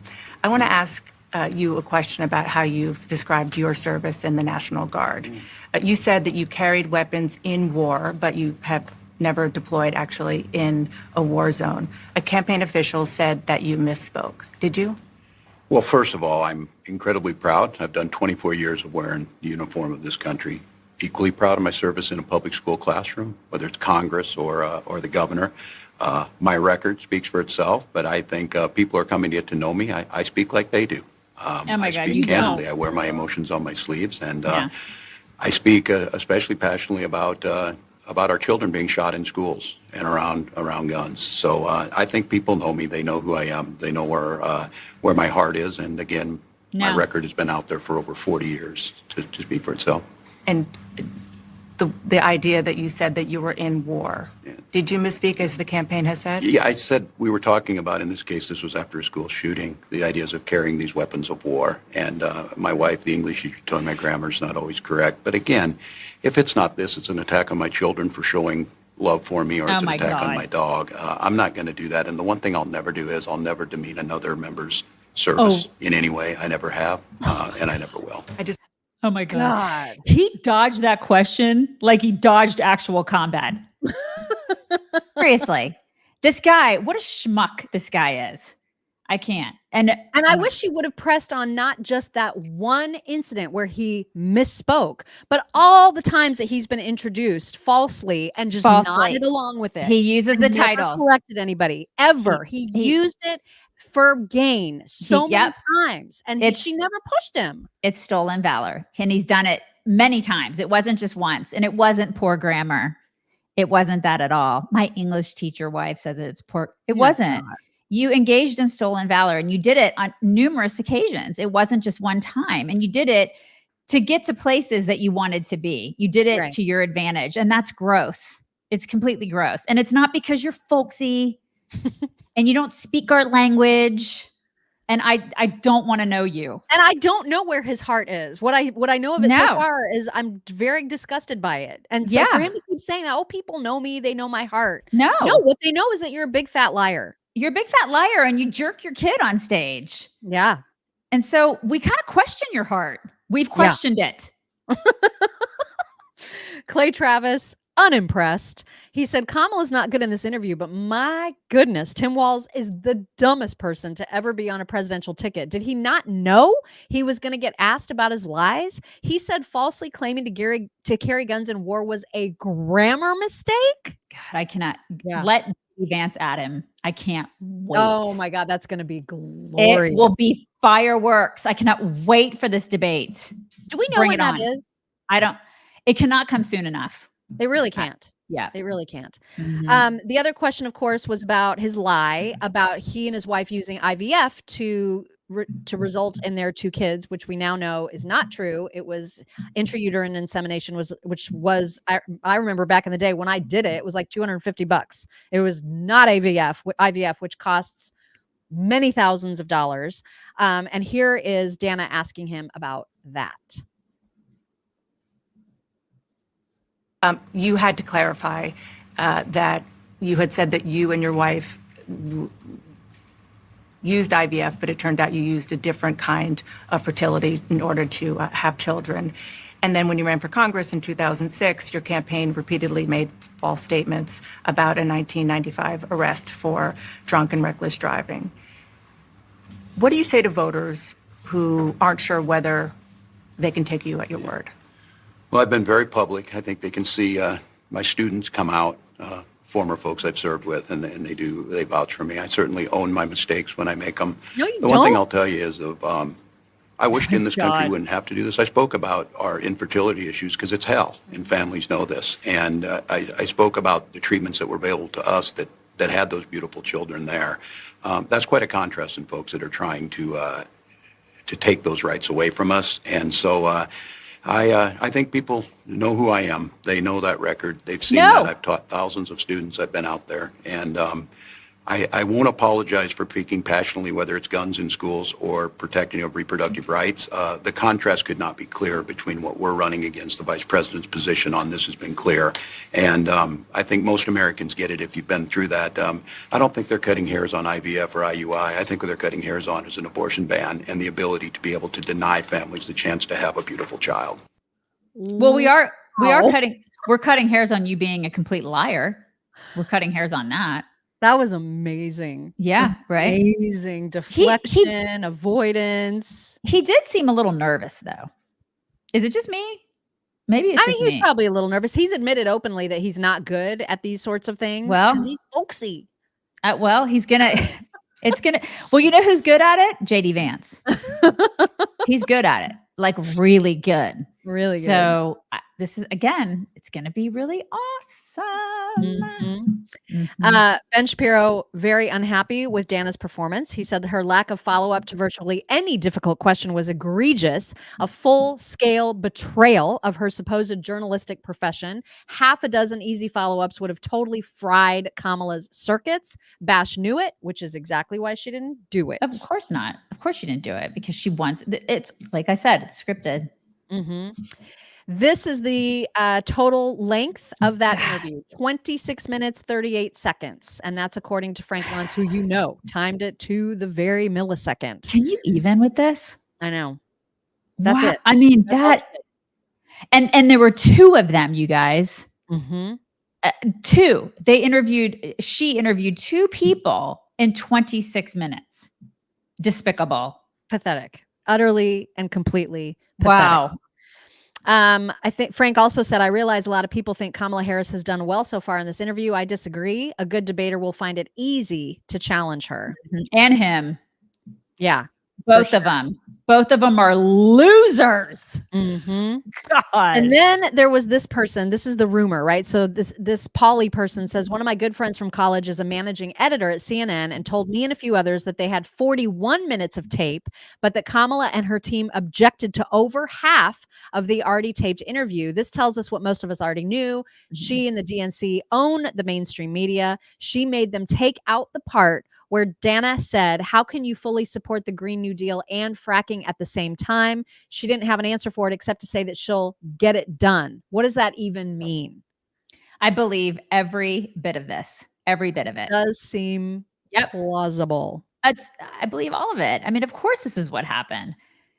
26 minutes? Are you kidding? Oh my God.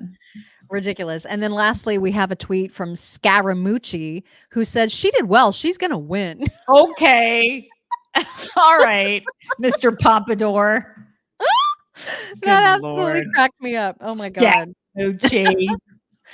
So speaking of IVF, so that's it. That's all we're going to, I mean, that you got the gist. It did not go well to anybody with like brain cells who was watching it. Unfortunately, it probably she will do just fine with the people who currently follow her and perhaps a few independents as well who buy into and fall for word salad nonsense. Yeah. So I don't think she was so horrible that she lost a bunch of people.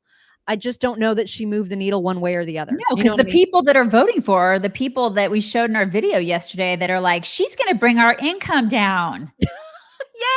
Yay! What the hell? That's who's voting for her. They exist. Yeah. These people live amongst us. So this, they're happy. So now we got to talk about Trump. He did not have a good day yesterday. So I don't know what's gotten into him. But he had some issues yesterday. And one of them, this was startling news to me, and should be really to any conservative, because he's now saying that part of his agenda is to make us all pay for everybody's IVF procedures, which are hugely expensive, often require more than one round. And if he doesn't make the taxpayers pay for it, he's going to mandate that insurance companies pay for it. And I don't understand what he's doing here, because that's a Bernie level proposal. Yeah, I don't want to do that. Not to bring you into it. What do you got? And I don't want to do that. I don't want to pay for that. No, this is freaking crazy, and especially from a conservative. But here he is explaining it in an interview. He also mentioned it in a speech. IVF has been an issue that has become political. A lot of people talking about it. What's the Trump administration going to do when it comes to IVF if you get elected? Right. Well, as you know, I was always for IVF right from the beginning. As soon as we heard about it, it's fertilization, and it's helping women and men and families, but it's helping women able to have a baby. Some have great difficulty, and a lot of them have been very happy with the results, as you know. And what we're doing, and we're doing this because we just think it's great, and we need great children, beautiful children in our country. We actually need them. And we are going to be, under the Trump administration, we are going to be paying for that treatment. So we are paying for that treatment. All Americans want it? For all Americans that get it, all Americans that need it. So we're going to be paying for that treatment. Or we're going to be mandating that the insurance company pay. So that was an interview. And then this similar was from his rally. I'm announcing today in a major statement that under the Trump administration, your government will pay for, or your insurance company will be mandated to pay for, all costs associated with IVF treatment, fertilization for women, IVF treatment. Because we want more babies, to put it very nicely.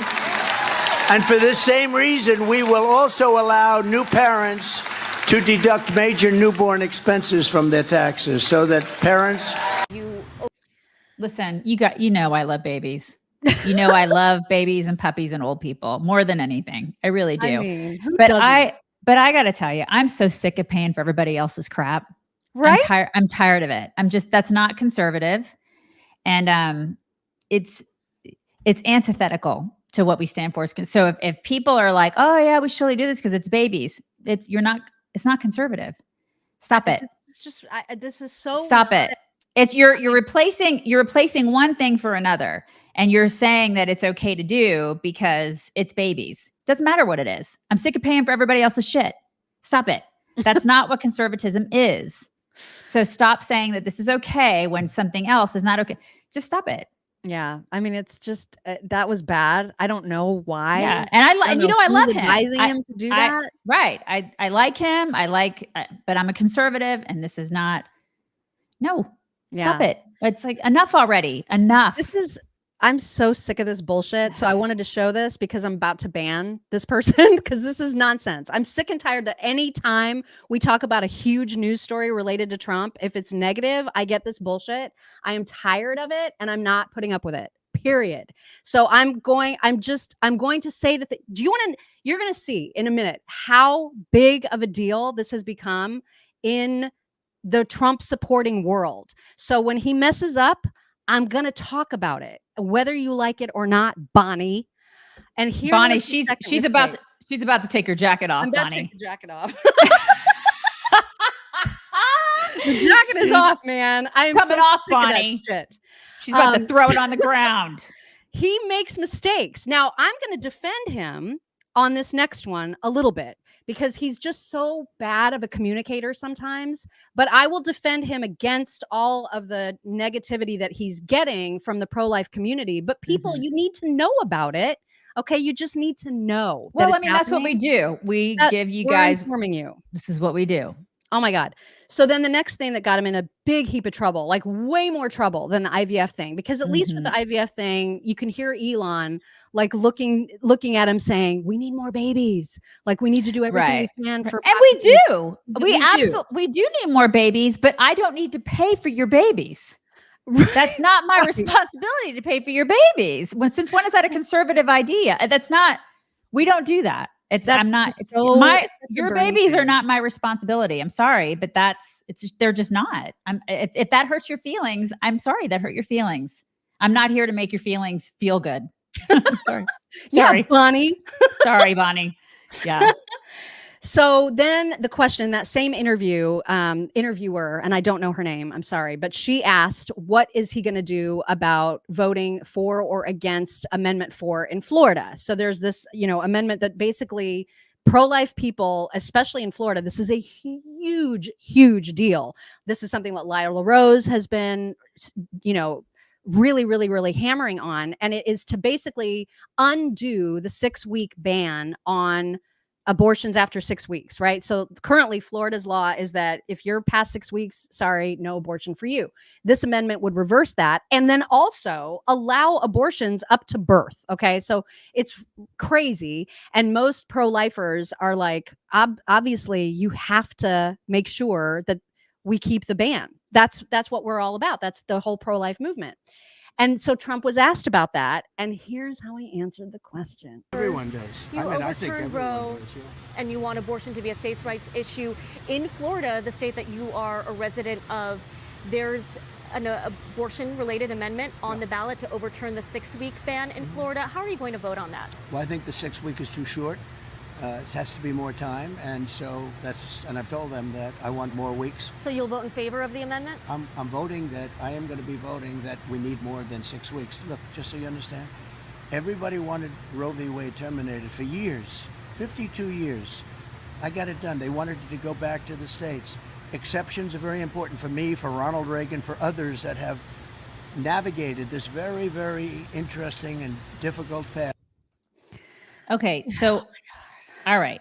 Everybody that's pro-life, their heads are exploding over his answer. If I were his comms director, if I were like telling him, if he just would call me, I would, I just wish we could have a sit down. Just call me, Don. Just call me. Listen, she asked him a personal question. She basically said, how are you going to vote?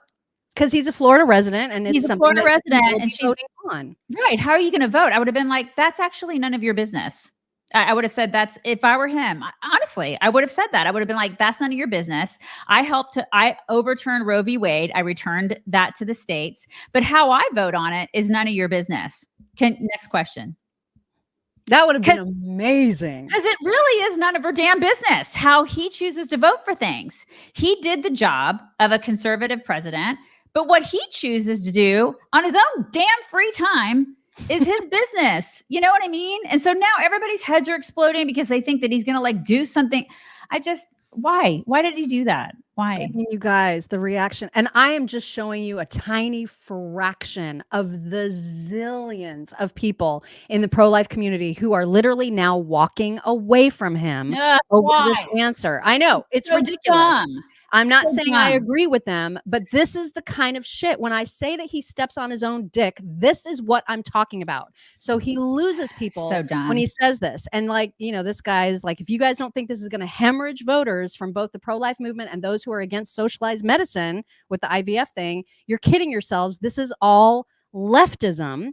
We'll just run through these. Allie Beth Stuckey. I know probably a lot of people listen to her. Trump says he will vote yes, an amendment that guarantees abortion till birth. My gosh, aside from being morally wrong, it's politically miscalculated. I'm fighting hard to get Christian women engaged in and enthusiastic about this election. Abortion is their biggest, though not only, issue. Doing everything I can to warn them against a Kamala presidency. Statements like this make it that much more difficult. And she's right.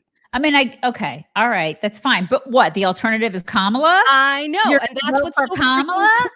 So these people that have this as their singular issue then decide, and you'll see, you know, you'll see how some of them respond. They'll be like, "Well, I can't, in good conscience, vote for him, knowing this is how he feels."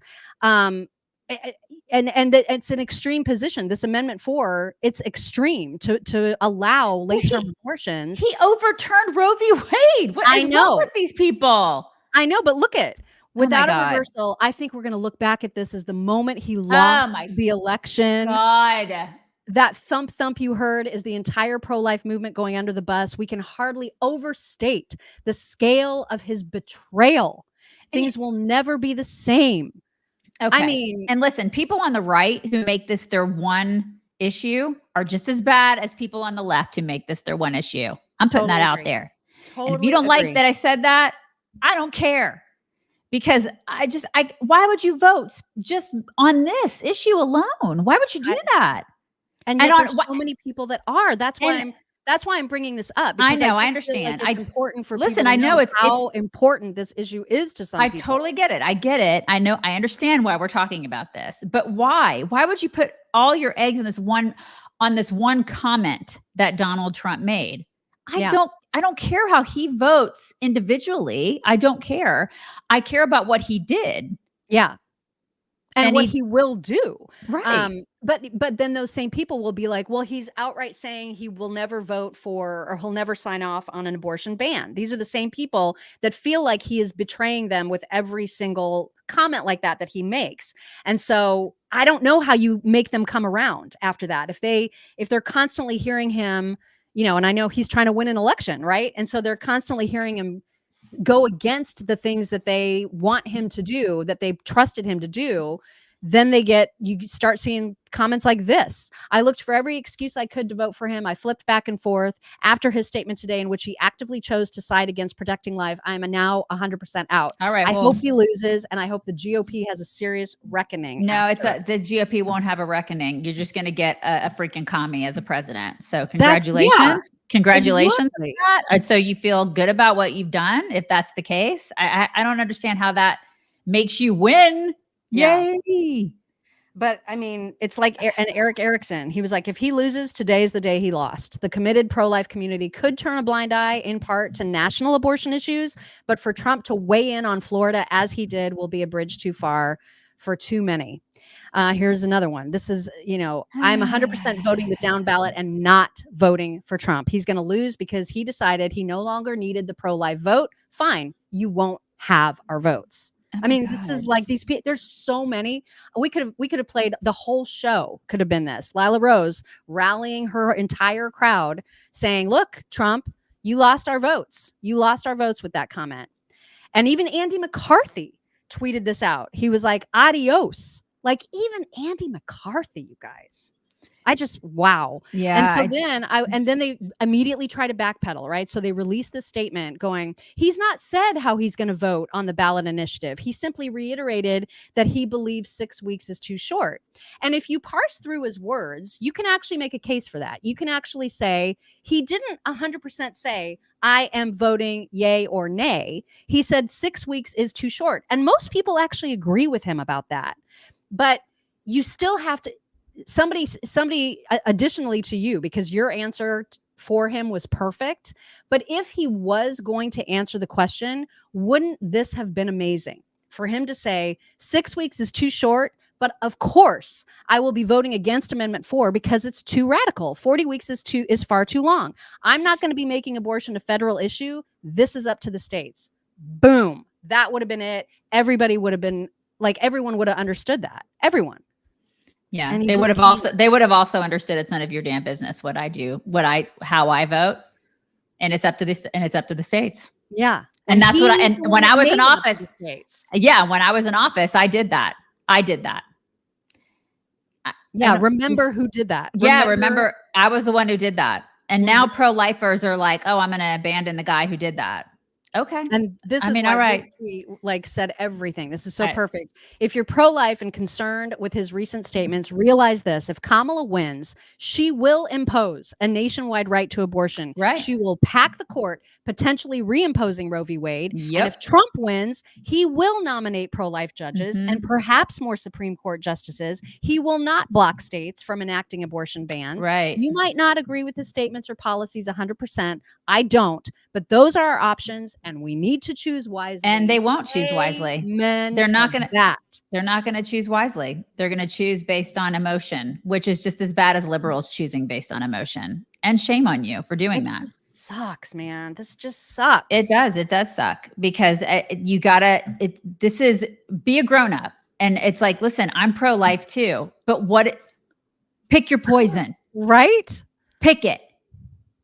I just can't believe some people are going to be like, nope, I'm going to let Kamala win because of this. Yeah. What in the world? And so let's get a nationwide, right? Let's just like unscrew everything that he did, undo it. Okay. If that's what you want. I mean, I don't see, yay, you, I don't get it. I don't get it. Yeah. So my guess is that he's going to hear from his team and they are going to give him some coaching, whether he listens to them or not. I have no idea. I hope he does, that he gets a little bit more refined about how he addresses that issue, because that just sent every pro-life person into like a complete tailspin yesterday. Right. And really, why? Like there was no reason for it. That and the IVF stuff together was just like, right. Oh and it's to my point, and Jason Decker has a great point. I love his transparency, but he doesn't have to answer every single question. He doesn't have to. He doesn't. You're right, Jason. He could just say, just like think a little bit before answering. I mean, I think he thinks, but sometimes he's too transparent.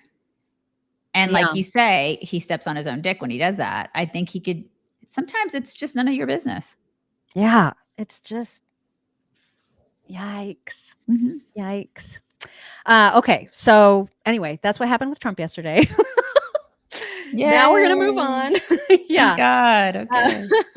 We also this is going to be our schlong today, because we got to get to our schlong, which is about what's happening in Aurora. Oh my God. I don't know if it's rural Aurora. Rural Aurora. It's in the heart of Aurora, which is part of Denver, right? Is it part of Denver? Right. Isn't it a suburb of Denver? Anybody here? Yeah. Anybody here from that area? I think it's a part of Denver, or like maybe like it's a Carmel to an Indianapolis kind of thing. You know what I mean? Like it's part of the, what do they say? The larger Denver metropolitan area. There's got to be some Coloradans here. Surely there will be. Aurorans. Okay, somebody's got family that lives there. It's a suburb. It's a suburb of Denver. Mm-hmm. All right. So we've got that right. So Venezuelan, you know how Kamala has like flown in a bunch of people from Venezuela? Like she's flown them in. She's allowed them to just walk across the border. Actually, we've done that. We've flown them in because we are the ones who have provided the money to do that. So congratulations, everybody. You've flown these jackholes in. Right. So that's been happening, and the Venezuelans that have been coming are gang members, which it's fantastic, right? Yeah. And they have decided Aurora, for whatever reason, and perhaps it's because a lot of the flights and a lot of the Venezuelan, there was probably a pretty healthy Venezuelan population, immigrant population. Perhaps some of them were legal already in the Aurora area. And so Venezuelan illegals decided that's the place for us. So that's where they have set up camp, so to speak. And they've done it in a very, very illegal and menacing and terrifying way. One of the city council members of Aurora was on with Kayleigh McEnany to explain. Well, what's going on here, Kayleigh, is exactly what it looks like. This gang has taken over several complexes in Aurora. Our mayor, Mike Kaufman, was on a program earlier on Fox this afternoon, and he said definitively 3 properties have been taken over by this gang. I do believe it's actually more than that, but this is what they're doing. They are patrolling these complexes with guns. They go in, they beat up the staff, they hold guns to their heads, staff flees. And as far as local law enforcement, I believe at this point that this is far beyond any one local law enforcement agency taking this on. And we need our state and federal partners to step in at this point. Okay, so let me get this straight. Venezuelan gangs get to take over actual cities, right? But old women that tore the Capitol are in jail right now because they went there on J6. Like that's okay. So they get arrested just for like touring the Capitol. Yeah, and apparently people that live in these apartment complexes have tried the police. They've tried the FBI. They've tried Homeland Security. As she said, none of them are doing anything. And so what the Venezuelan gangs are doing is just taking up more apartment buildings. Yeah, I mean, literally taking over. Right. And it's become so dangerous of an area that people who don't even live in these apartment buildings are now afraid to do simple things like take their kids to the park. I don't know with this like gang thing, because like literally I'm seeing it everywhere. I'm a mom. Some of my friends are moms too, and it's gotten so bad to the point we don't even want to take our kids to the park without being in a group. And even in a group, we have to make sure that someone has a taser. We have some type of like pepper spray. We have to have some type of protection. Me, I don't mess with guns. That's just personally me, because guns, they scare me. So it's just like, I don't know. We need to figure out something, because like, I'm not going to lie. This is terrifying. And I understand they're coming here for a better life, but at the same time, is this life getting any better when you're bringing what was there here? Yeah, I don't know. We need to figure something out, because literally me and my son are too scared to even go to a playground. Yeah, and that's not right. Yeah, and a taser's not going to help you, honey. No, but I would not leave my home. Like if I were in that area, or I'd be leaving that city and getting the flock out. I'd be leaving too. But I mean, if you had to leave, I'd be strapped. Are you kidding me? Oh my God. Like what? You have to be. Yeah. There's no, and this isn't America, you guys. This is freaking in America. This is in Colorado. That a city's been taken over. Right. What in the world? In beautiful Colorado. This is what's happening in Colorado. And then you got Kamala and Tim. They weren't asked about that last night. Nobody, Dana didn't. In her 26-minute in-depth interview for the very first time. Live and unedited. Yeah, totally unedited. She didn't ask about that. I mean, did she even ask about, immigration was like barely touched on, was it? I don't even remember. Did she ask about Yeah, we played one of the, and she blamed Trump for it. Oh, that's right. She blamed Trump for that. That's right. She blamed Trump for flying them in and sending them to Aurora. That's right. It's Trump's fault that this has happened. Right. I mean, you guys, this is absurd. It's completely absurd. This has never happened in our country before. And everybody should be completely terrified by this. If it can happen there, it can happen everywhere. And it will happen everywhere, because there are like 15 to 20 million illegals running around in the country right now. And there's going to be more. Gangs can like figure out other cities to just take over like this when they know that there's no repercussions.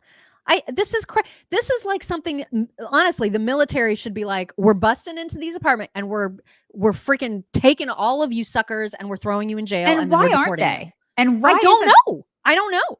But like, if you think about it, they're like taking the money from the landlords. The landlords are then like, okay, well, I don't own a building anymore, I guess. And they have no recourse. Like, that's amazing to me that they can't get their case heard by anyone that will do something about it. Well, it's and the only thing that my brain goes directly to, it's on purpose. It's on purpose. I mean, if the whole point of the government is to keep us safe.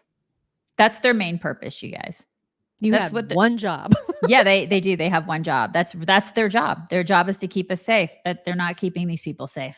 No, I mean, those people in Aurora, that woman that you just saw with their children, she's not safe. She doesn't feel safe. They're not doing their job. There's another woman you're about to hear from whose friends are fleeing that area. They lived there and now they're getting out. And it's not just because of the takeover of the apartment buildings. It's because of the robberies of gun stores and jewelry stores, which is also, I mean, watch. Keeping up with what's going on in Denver, Aurora, Colorado.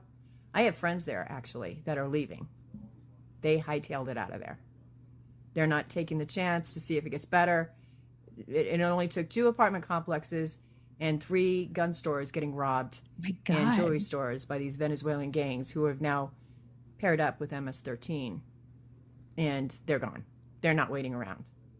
The cops couldn't do anything. The FBI couldn't do anything. Homeland Security didn't do anything. Are you kidding? You know, one of the complexes was taken back and condemned because it's inhabitable. Oh my God. And the people, the Venezuelan gang, was collecting money, the rent money, for the landlord, but not giving it to him.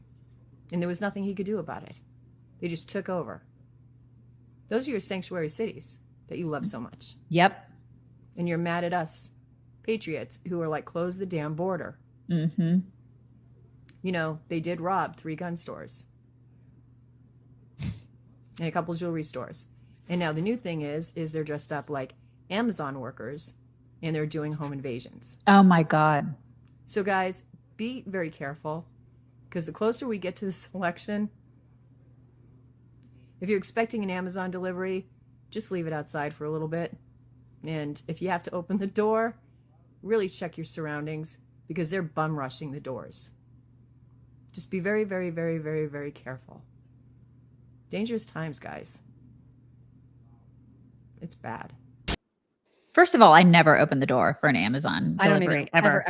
Ever. So don't do that. Especially women out there. Don't do that. Don't open doors for these people. Oh my God. That's terrifying. And listen, right here. And crime is down though. Don't worry. Crime is down. It's fine. The FBI can't handle this. The FBI, get the National Guard in there. Like, seriously, get American citizens out of there and drop a freaking bomb on these places. Was that too much violence? Was that too much? Well, listen, the FBI is very, very busy trying to put people in jail who are praying outside of abortion clinics. That's right. They got have their hands full. They are super busy. You're right. They got to put all these terrorist right wingers in jail. And then to cap it all off, there's also this new phenomenon. This is in California, but you know, just wait. This is coming to a city near you. Watch your bus stops, folks, because this happened in California. There have been 2 migrant encounters in the past 2 days involving school buses and young children here at Hullabaloo USD. Now, no one was injured and all students are safe, but parents are angry. Your initial shock is you're helpless. It's practice night for Nicole Cardinale and her son Apollo. It's the ordinary, but their morning certainly wasn't. 20 illegal migrants tried to get on the bus today at one of our bus stops. Hours earlier, she got this email letting Nicole know her 8-year-old son was aboard his school bus heading to Hullabaloo Elementary when all of a sudden... Really confused. He said these adults, they weren't kids. He said, but they had backpacks on, Mom, and they tried to get on our bus. He said, and there was a lot of them. The district confirmed 20 migrants tried to board the bus Wednesday morning when it stopped to pick up students here along its B route. That's when parents and the driver stepped in, keeping the migrants at bay. It was definitely really scary. It also happened Tuesday along Route A, shown here in orange near State Route 94. 3 men walked along the highway trying to stop the bus to, quote, go around their group. I mean... And I saw a news article this morning. It was like a follow-up to this saying, oh, but, you know, the police and people, law enforcement said they didn't do anything wrong. These people weren't doing anything wrong. They just mistakenly tried to get on the bus. And I was like, you've got to be freaking kidding me with this. Yeah. Who said that? It was just some news outlet. I was doing a search for it this morning and I saw one. I should have gotten the name of what news outlet it was, but they were like, and then they determined that these people weren't doing anything wrong. You were trying to get on a school bus full of children. Like, oh my God. That's wrong. That's wrong. Like, they're like, but they didn't break any laws. So, I mean, and you even heard that news clip that we played that they led with, I mean, everything's fine, but you know, people are really upset. You think? There are children. Again, government, do your freaking job. Like, that's your job, is to keep us safe. And they're not doing it, you guys. Again, we fought a revolution over a T-tax. I'm just saying. It's like, nobody cares. All right. We got to get to some good stuff, and we do have good stuff for you. And you're going to kick it off with your DD. Oh, I totally forgot what it is at this point. What did I send you? I sent it yesterday at like 2:00 in the afternoon. What was it? It was like a clip from the 90s of black guys talking about white people. Oh yes, I love this. God, I forgot I sent this to you yesterday. I go through so much crap, and then I'm like, oh, here, use this. This was like a flashback to the 90s, and it's these dudes getting interviewed about race and race relations in the United States. You guys, I miss the 80s and 90s because things were so much better. And why is that? I think we all have, notions in our head as to why that is, but just watch this and it'll warm your heart. Of white people. White people, they straight, they just like me, They straight, they just stay white and we black, Yeah. To me, nothing wrong with white people. I love them just like I love the black. And I wouldn't mind marrying one of them. Ain't nothing wrong with the people by their color. Right. Human, just like me. I'm black, just with a different color of skin. That's about it. Right. But you find there's a difference in the way you're treated by white people as opposed to black people? Well, they haven't treated me wrong in no kind of way. Never? Never. I ain't never had no static with no white person. See? I mean, the before times, man. The before times. I mean, that's how I grew up in that world. You grew up in that world. Yeah. And then things got bad.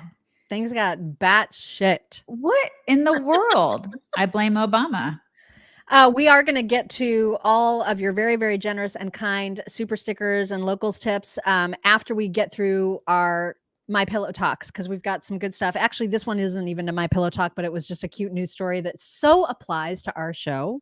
Like if you and I were professional basketball team members and we gave a press conference, it would be awesome. This is exactly how it would go. As many balls as I could, and take advantage of that. Caitlin? It would be us. Oh my god.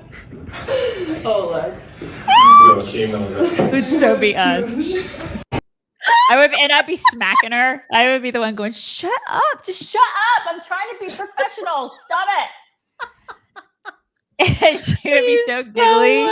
Then I would be like, God. I tried to hold as many balls as I could. You guys, she said balls.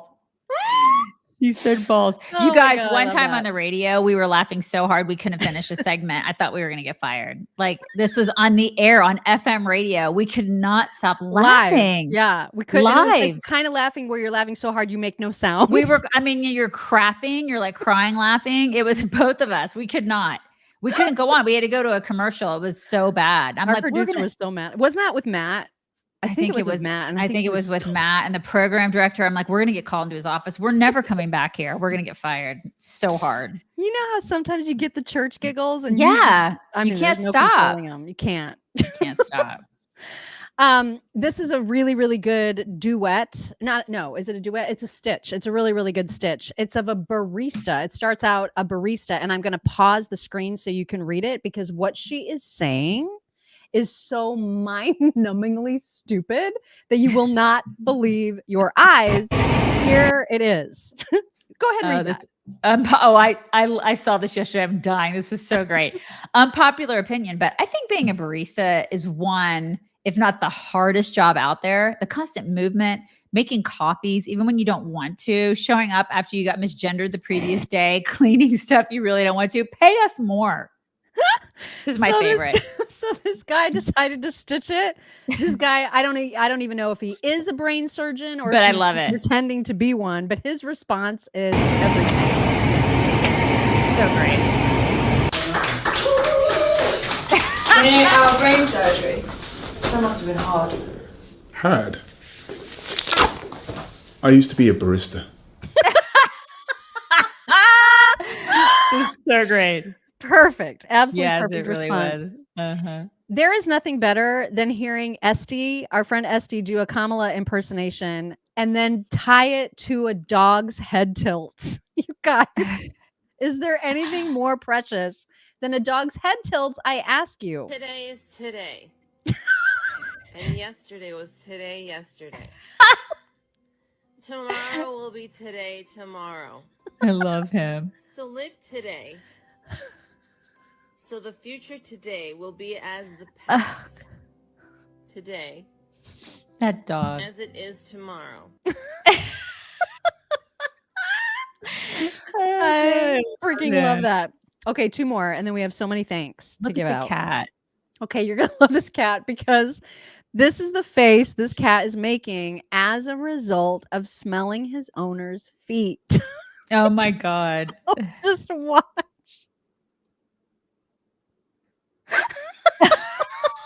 He's like, what Okay. is That guy needs to handle his feet problem. Right. He's got to handle that. And then we're gonna take this show out with the sweetest couple of old men. And I don't know what they're selling. I don't know if they're just trying to. I don't know if they're Jehovah's Witnesses. But I you'd have buy it. No idea. Whatever it is, you'd buy it. So much, and just look at them. Look at them. Say something. Says, please, no soliciting. Oh my gosh. I would buy And whatever they it say is. it so nicely. Oh. Oh my gosh. No, don't go away. Come in. Totally go away. I'll make you coffee. Come in. The guy in the Are hat. they not the most precious people? They are so sweet. They are. Come in. Come back. Come back. I'll buy everything. I I'll buy will. one. I don't of know what you're everything. selling. Like knives, encyclopedias. I don't know. I'll buy them all. Oh my gosh. All right. Let's give out some thank yous because we got a lot. Got some thank yous. Judy Flood said Kamala lies. She is a Indeed she liar. is. McLiar pants. Math Nerd Knitter said, I'm so glad you both watched the shit show that was the interview. Thank you for Ugh. keeping me from losing my dinner. Hope you all have an awesome Labor Day. It's going to be great. Yeah, 3-day weekend, man. Yay! Goldie6175 says, just left this on Dana Bash's X account. Quote, Dana, you should just walk into your boss's office and say, I am firing myself. I clearly can't do my job. Goodbye. She likes the money too much. Yeah, exactly. Osuki says, I don't want that any more than I want to pay for trans surgery. Yep. Yeah, Just the don't IVF wanna- stuff. Just don't want to pay for anything, anybody else's stuff. Like, I handle don't- your business. Handle it. Okay? Like that's You're an on you. adult. Handle it.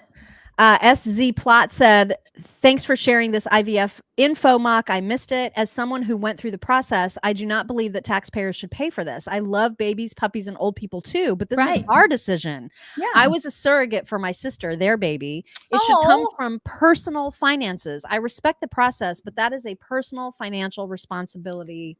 Thank you. What a wonderful thing you did. Yeah. That's really neat. God bless you. But she's absolutely right. And Yeah, I mean, 100%. that's how conservatives normally think. You know what I mean? Yeah. That's why it was so jarring to hear Yeah. him say that. I was And like, quit, what? and is quit making happening? excuses for him. I mean, I love him, but quit making excuses for Yeah, him. I'm still going to vote for him. So people just Right. need to calm down. If Bonnie. my husband said that, I'd be like, shut up. You sound stupid. I love you, but you sound stupid right now. Stop it.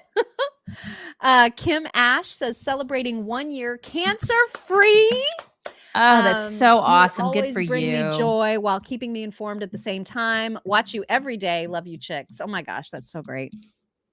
Paula Johnson says the way they were seated made Kamala look small and not presidential. Yeah, I noticed that too. Like she was very I mean, Short. granted, she's probably shorter, but like She may that be much short. shorter. She may be short waisted, you know?